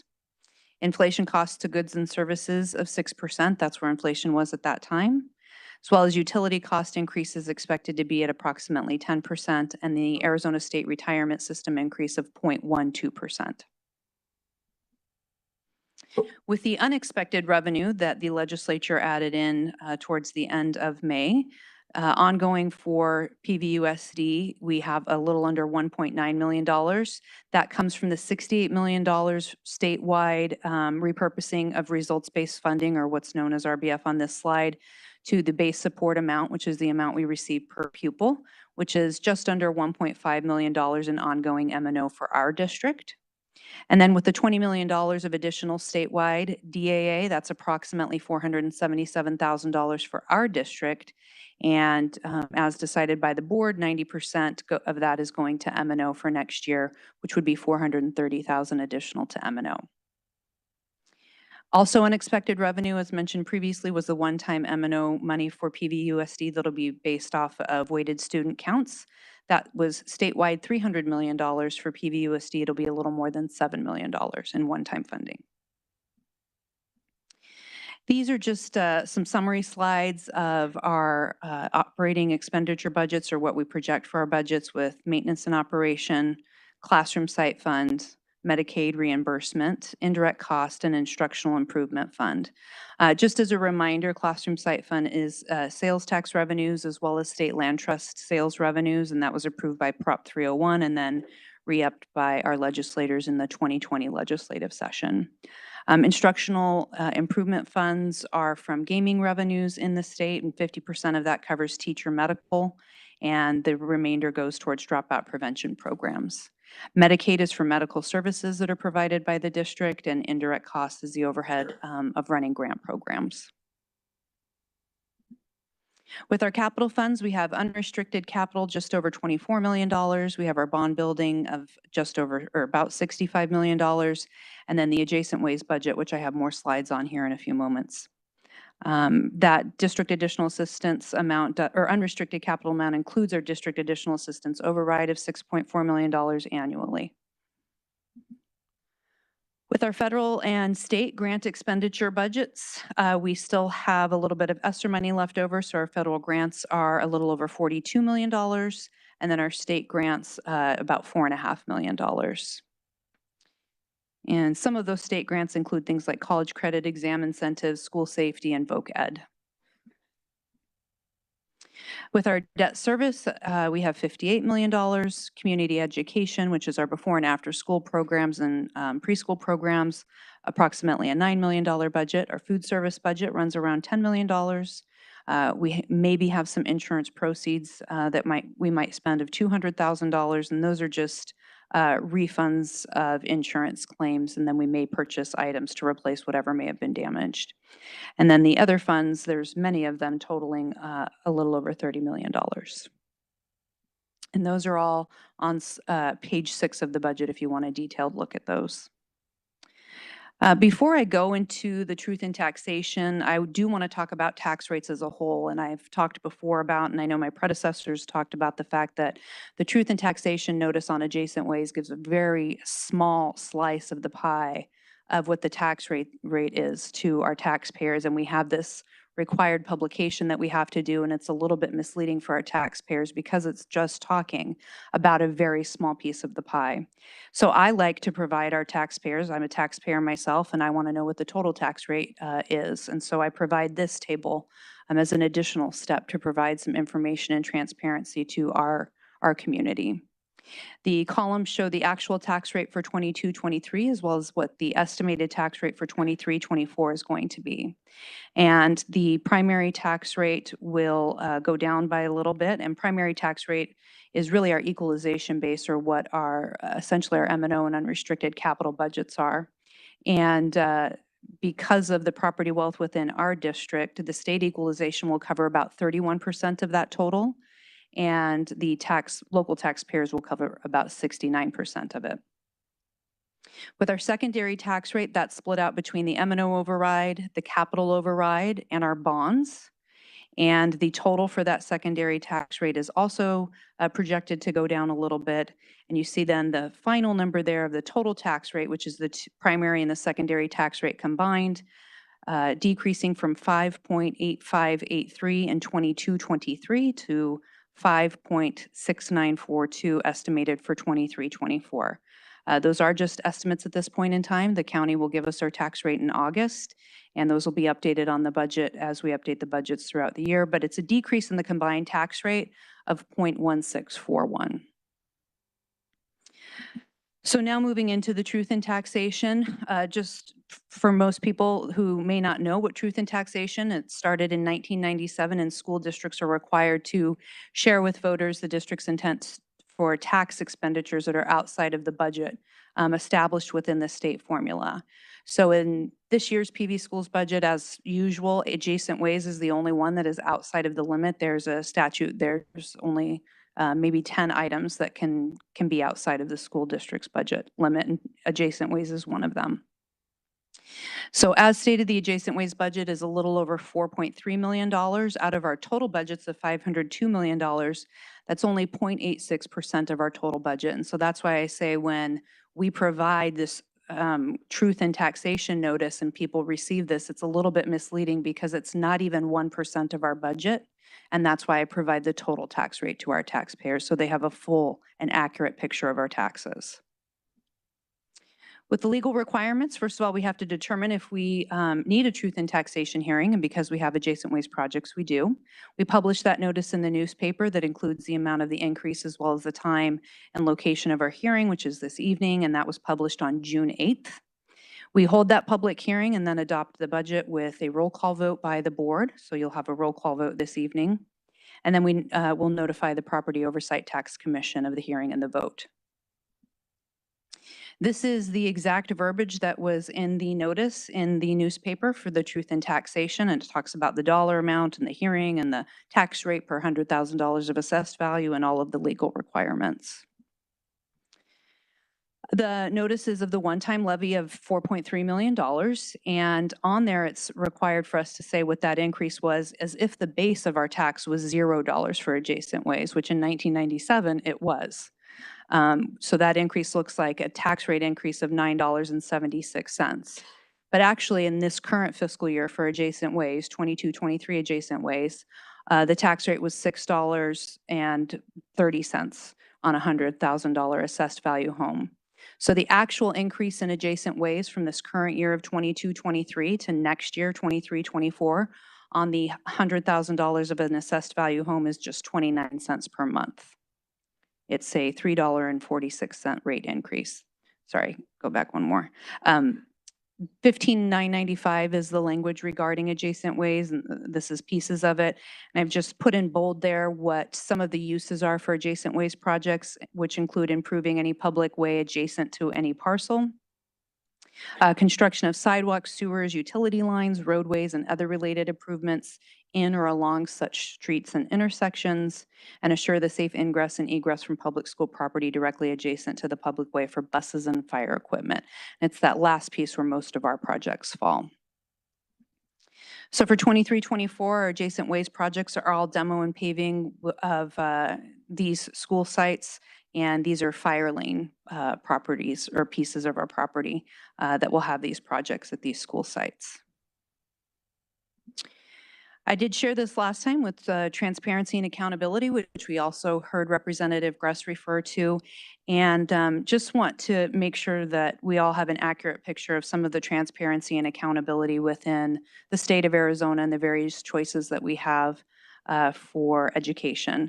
And that's a comparison between districts, charters, and now with ESAs, private schools who are also receiving public funds.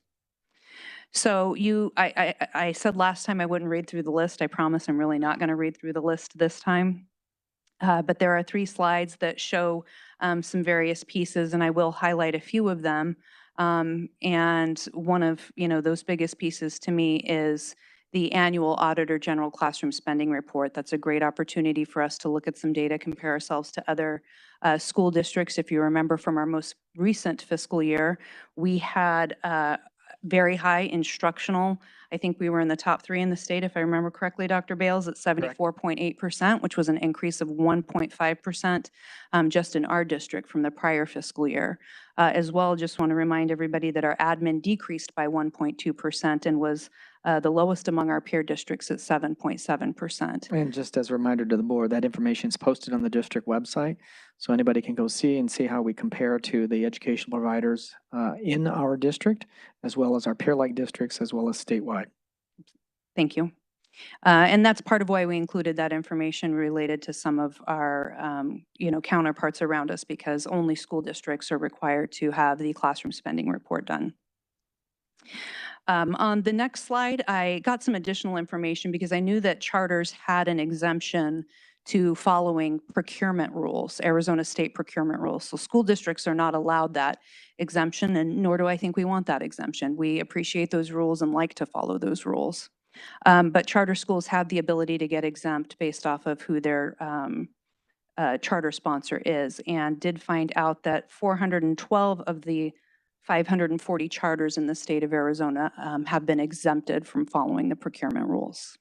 So just wanted to share that detailed information. I got that from the charter board. And then with the private schools, they are doing some adhering to Title 15. I had my visual aids last time that showed the significantly larger amount that school districts have to follow, but there are 5 statutes for private schools to follow related to those receiving ESAs.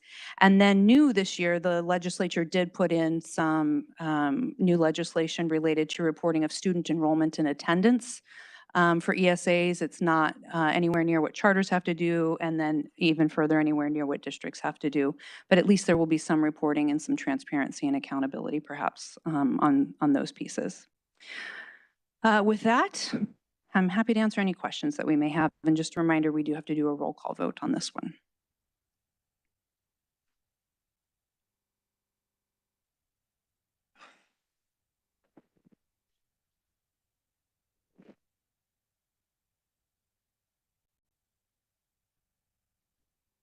Okay. We have one comment card from Anna Sanchez on H8.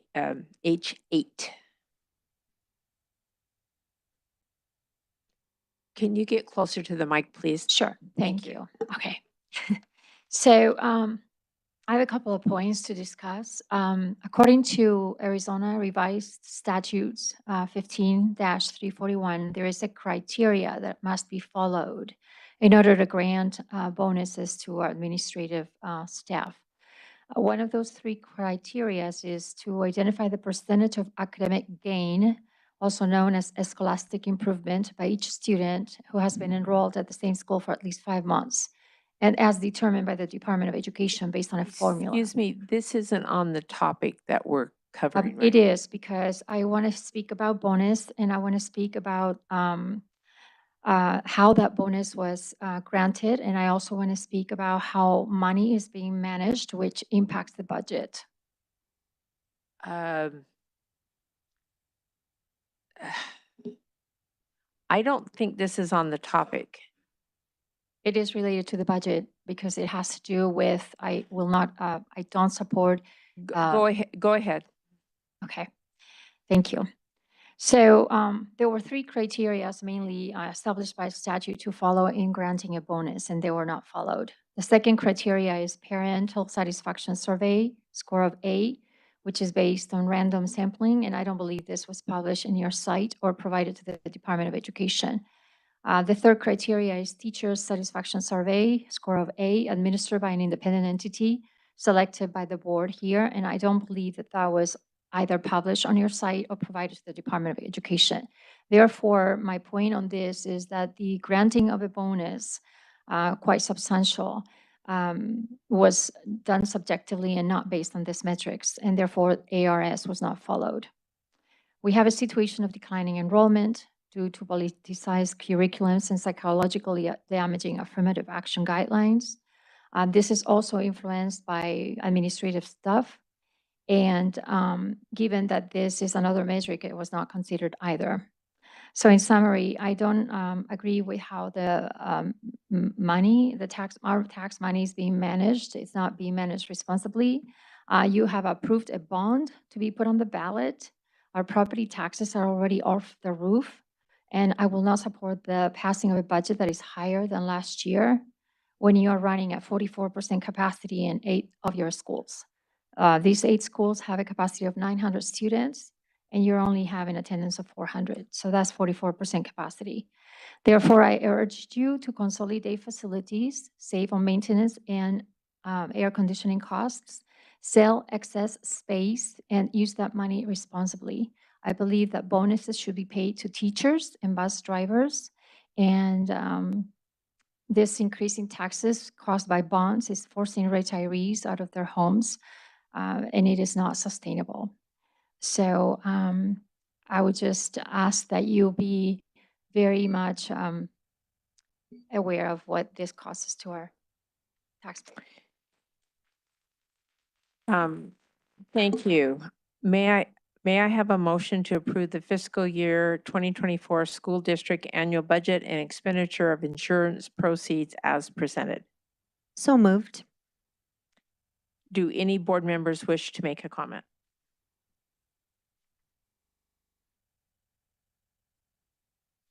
Mrs. Christensen. Yeah.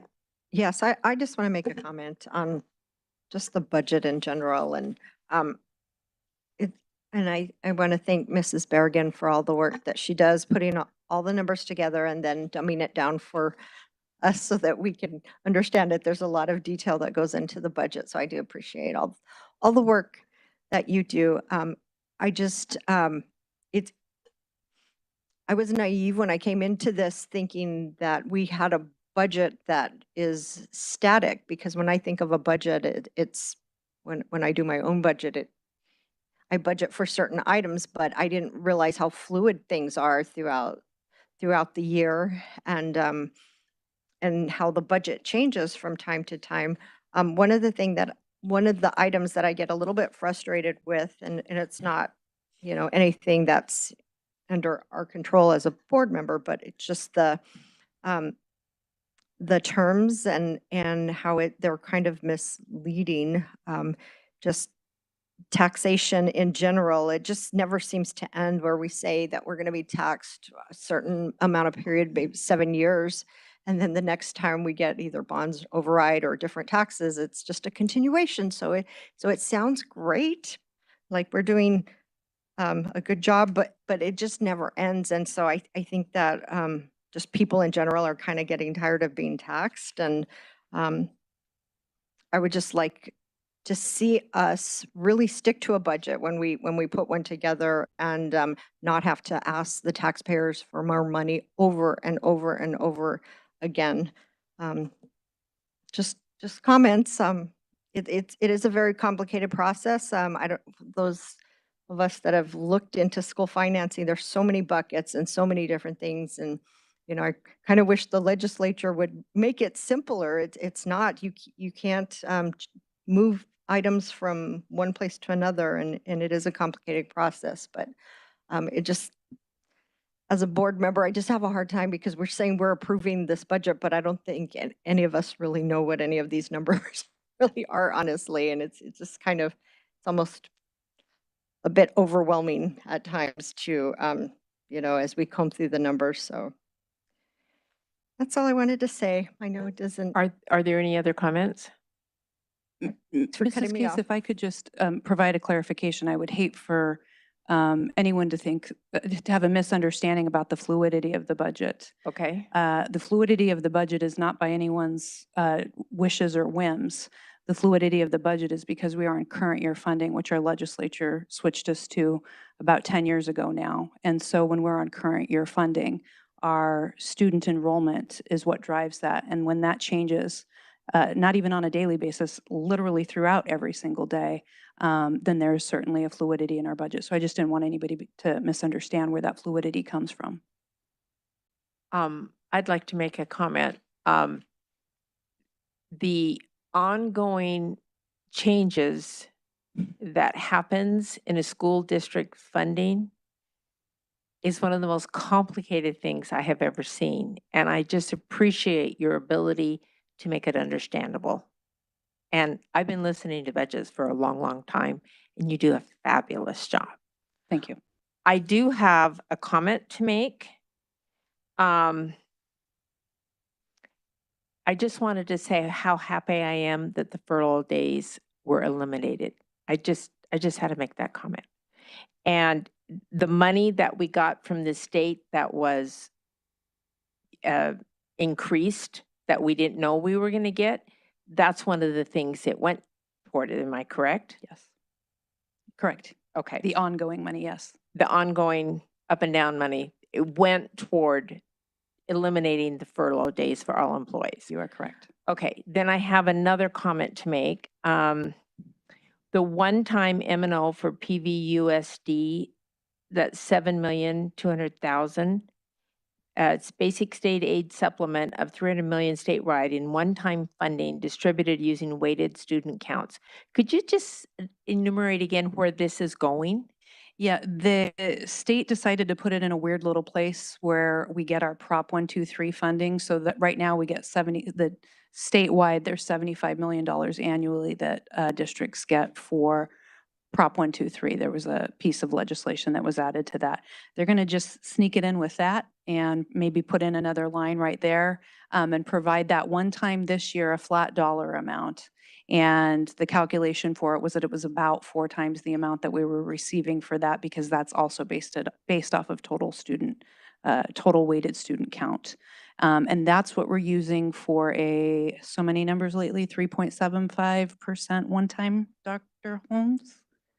3.75 one time to all staff in the fall. So the money that we are receiving that we didn't know we were going to get. Correct. Is going directly to employees. Yes. That's what I wanted to have you enumerate. Oh, sorry. I went No, little- but I'm glad you okay. did what you did. I know the 1, 2, 3 fund and all was a voter initiative and all that kind of stuff.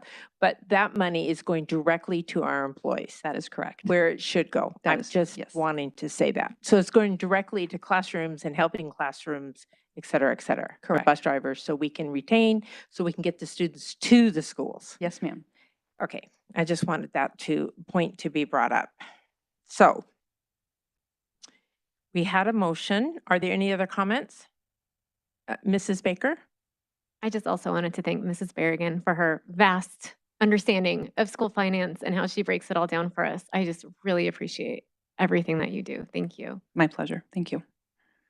Mrs. Christensen? Just a question for Mrs. Berrigan. If you can explain, you've explained this to me before, but adjacent ways. Can you explain that one more time, what that is? And I did hear you the first time when you went through it, but why is it outside our budget? And So when they say outside of the budget, they mean outside of the state equalization formula. So the state equalization formula is the per pupil funding times the ADM, or the total weighted student count. And this is outside of that. There's some other pieces that can be used outside of a school district budget, but for us, adjacent ways is the only one. And we need to be able to have a mechanism to be able to fund projects that are for adjacent to school district property. One that may, these are fire lane redos, but one that may resonate a little bit more with people was that for this past year, we did a hawk light over for Shadow Mountain High School and Shea Middle School that will be going up this summer. And we were able to use adjacent ways funds to be able to support that project. And that was a partnership with the city of Phoenix. So we made a contribution and they matched that to get that done for our citizens and student safety down there. It's just one of the may I make a comment? It's just one of the confusing many pots.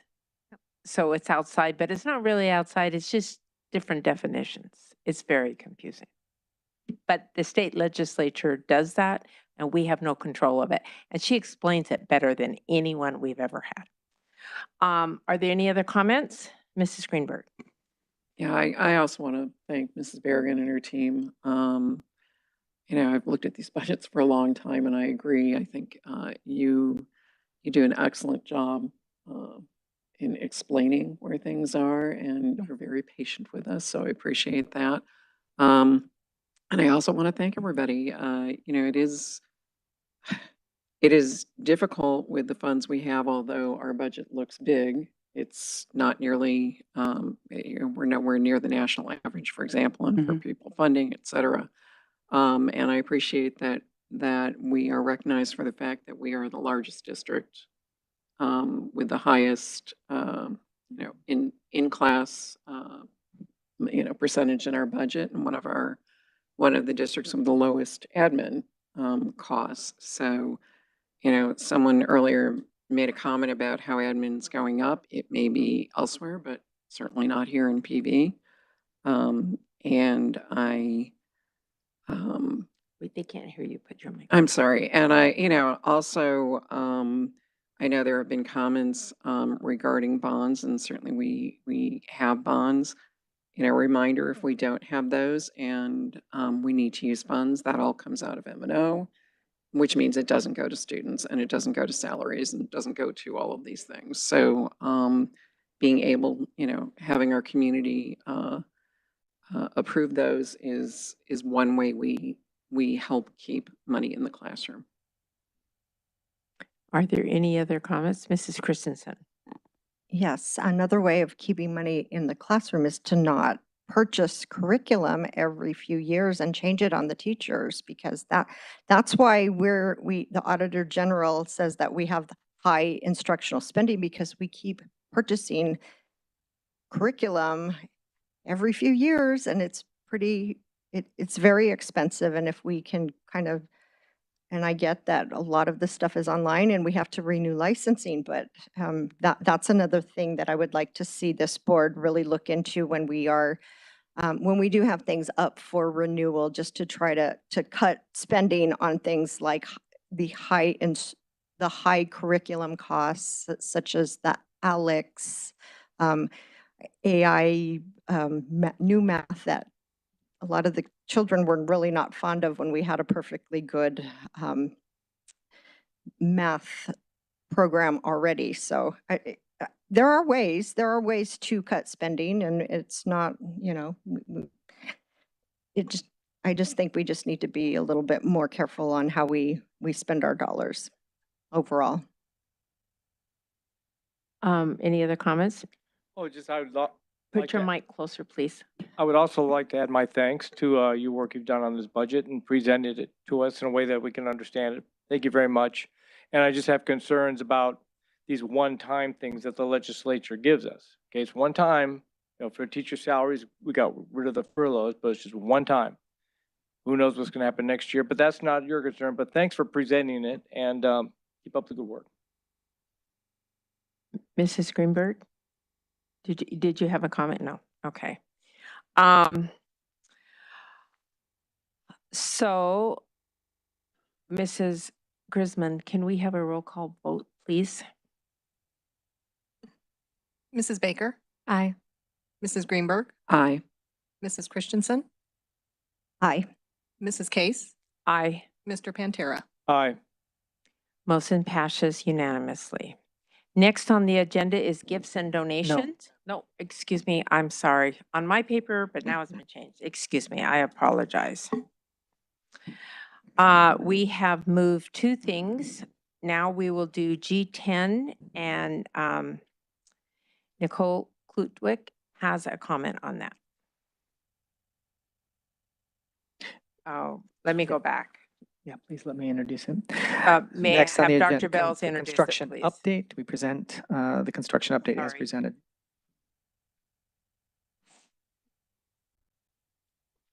That was G10.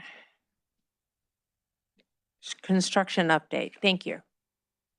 I don't know if I jumped now that it got in. Okay.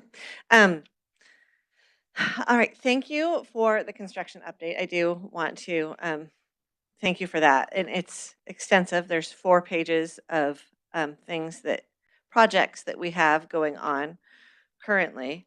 And it's a lot of money. It's a lot of money. One thing I didn't see on here, and I was really surprised to hear somebody else talk about it at Whispering Wind, is at Liberty, we also have this huge long fire lane, like it goes from one block to the other, all the way behind the school, plus this huge parking lot that goes all the way from Acoma all the way up behind the school, and then a huge parking lot there, all taken down to the dirt, to be repaved. And that's not on the construction update. So I'm hopeful to get some more information on that. I'd be very curious on why we're doing this. None of the other parking lots around it look, I mean, they all look brand new. I don't know if this is what we did to them last year too. I don't know. But I've lived in the valley for a very long time, for more than 2 decades, and never has any of my streets ever been taken. The roads that I drive on, the ones that get so much more traffic, never have I seen them taken down to the dirt in the grocery stores. I don't see those getting taken down to the dirt on a regular basis. It just seems super, super wasteful, especially when you consider that's Liberty Elementary. It's on the list of 8 schools. It has about 40% utilization. It's not on the boundary of the district, right? It's way on the internal, and it's one of the schools being considered to be closed down. Why would we not, like, even if it was in bad shape, why wouldn't we patch it and cover it? Why would we pay for demo, haul away, regrading, and repaving of like 3 inches of asphalt? It does not make any sense to me. In addition to that, here on the list is Liberty Elementary School, again, millwork for $1.2 million, which I believe is cabinetry. Again, we have no idea what this school is going to be used for in 2 years. It might be a school. It might be an Earth and Space Center. It might be an elementary school, preschool for some kids, right? It might be sold. It might be demolished. Why are we spending 1.2 million? And just for like a comparison, I just want to remind everybody that it cost us 16 million to rebuild Palomino, build a Palomino building from the floor, right? But we're spending almost 1/10 of that on cabinetry on a school we don't know if we're going to use in 2 years. And I don't remember you guys approving that. I just don't. Anyway, I don't understand it. Thank you.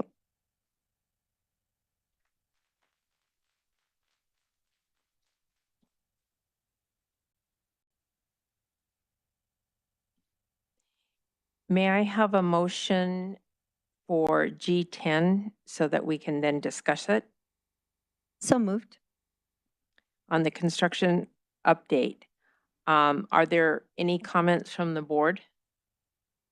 From Dr. Bells?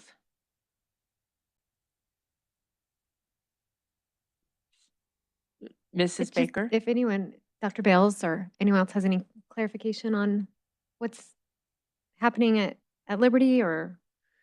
Ms. Bergen? The item wasn't pulled until this evening, so I didn't get an opportunity to get the details on them, but Mrs. Klutwick already spoke with me, and I Okay. will look into that and get the information. Okay, thank you. You're welcome. And would you please make sure that we'll share that with the board too? Yes, if we could have that information, I'd appreciate it. Mrs. Christensen? So everything on the construction update has already been approved, right? We've already, Yes. yeah, that's what I thought. Just getting clarification. Okay, any other comments? It's okay. Okay, so, now we need to have a vote on this because it was taken off so all in favor of this construction update, say aye. Aye. All opposed, say nay. Sorry, I didn't vote again. Aye. Oh, aye. Okay. So say nay. Okay, so that makes that we're unanimous on G10. Now we're going to go to G11, G17. Is it? 17. 17, G17. So let me go back here. When it goes out of order, it's a little bit confusing. This is consideration to approve purchase from current PV contract JOC for HAV upgrades at Boulder Creek Elementary and Vista Verde Middle School. And this would be Nicole Blutwick again.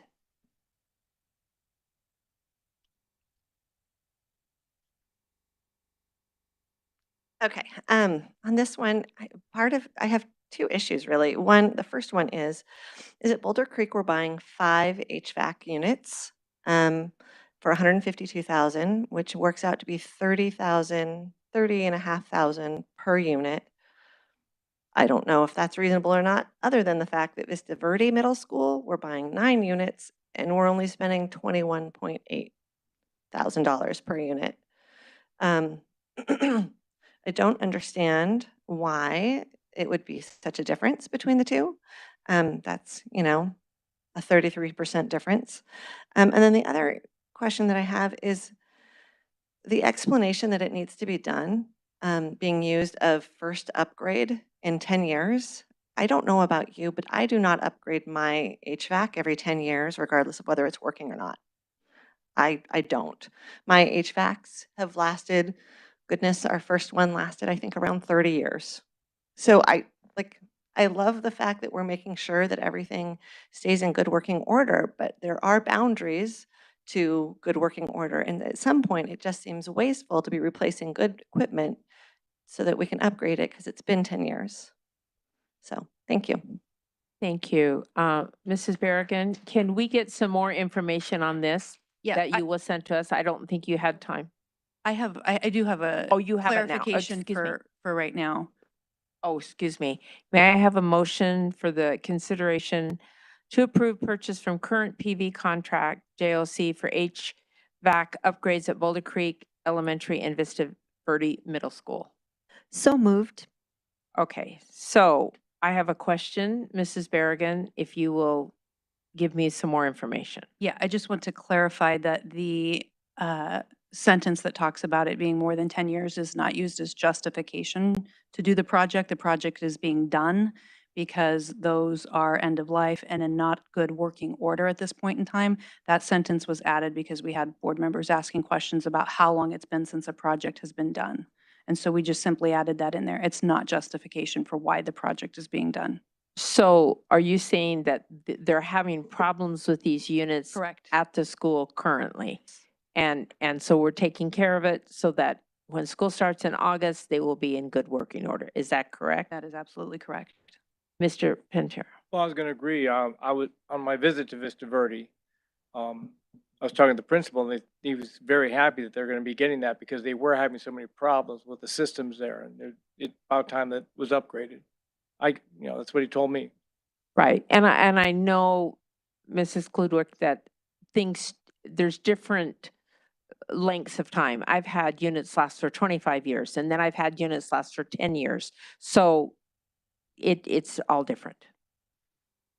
Yes. Okay, so are there any comments from the board other than that? So, and is it the same at Boulder Creek? Are those necessary? Yes, they're both necessary, and they both may very well be more than 10 years old, even beyond that. We just don't have the record. The district didn't keep the record at that point in time of when they were used, but we know that they're at least 10 years old. They could be 20 years old for all I know. Okay, it could be when Boulder Creek was built, Could be. for all you know. Mhm. Okay. But now we keep records on that? Do. We keep records on those type of items on a regular basis so that we know, so that we can go back to the manufacturer Yes. and that we can be fiscally responsible in that. Yes, for the last number of years, our facilities team has done an excellent job at keeping that book updated. Thank you very much. Thank you. With that said, Mrs. Christensen. I just wanted to say thank you for the clarification, because if it needs to be done, it needs to be done. But so I appreciate that clarification, because if we're not just doing it just to spend money, it absolutely is at end of life. So it helps me when clarification like that happens before we can vote. So I just wanted to say thank you. Thank you. I for can that. assure you we'll never do anything just to spend money. Well, sometimes it seems like it, but okay. We don't. Are there any other comments from board members? All those in favor of this HVAC upgrades, say aye. Aye. Aye. Any opposed? Aye. Any opposed? Motion passes unanimously. Okay, now I have to move my papers around.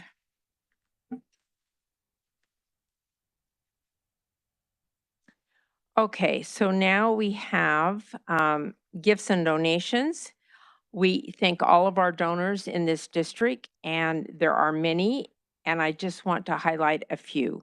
At Desert Shadows Middle School, Maria Chavez donated $1,186 in cash to the 8th grade field trip.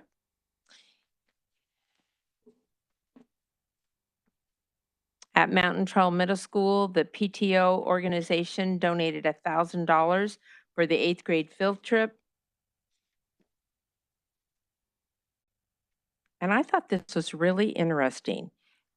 Pinnacle High School received $1,690 from the Shadow Mountain High School Matador Parent Teacher Club for the FCCLA Culinary Arts Program. I thought that was fascinating.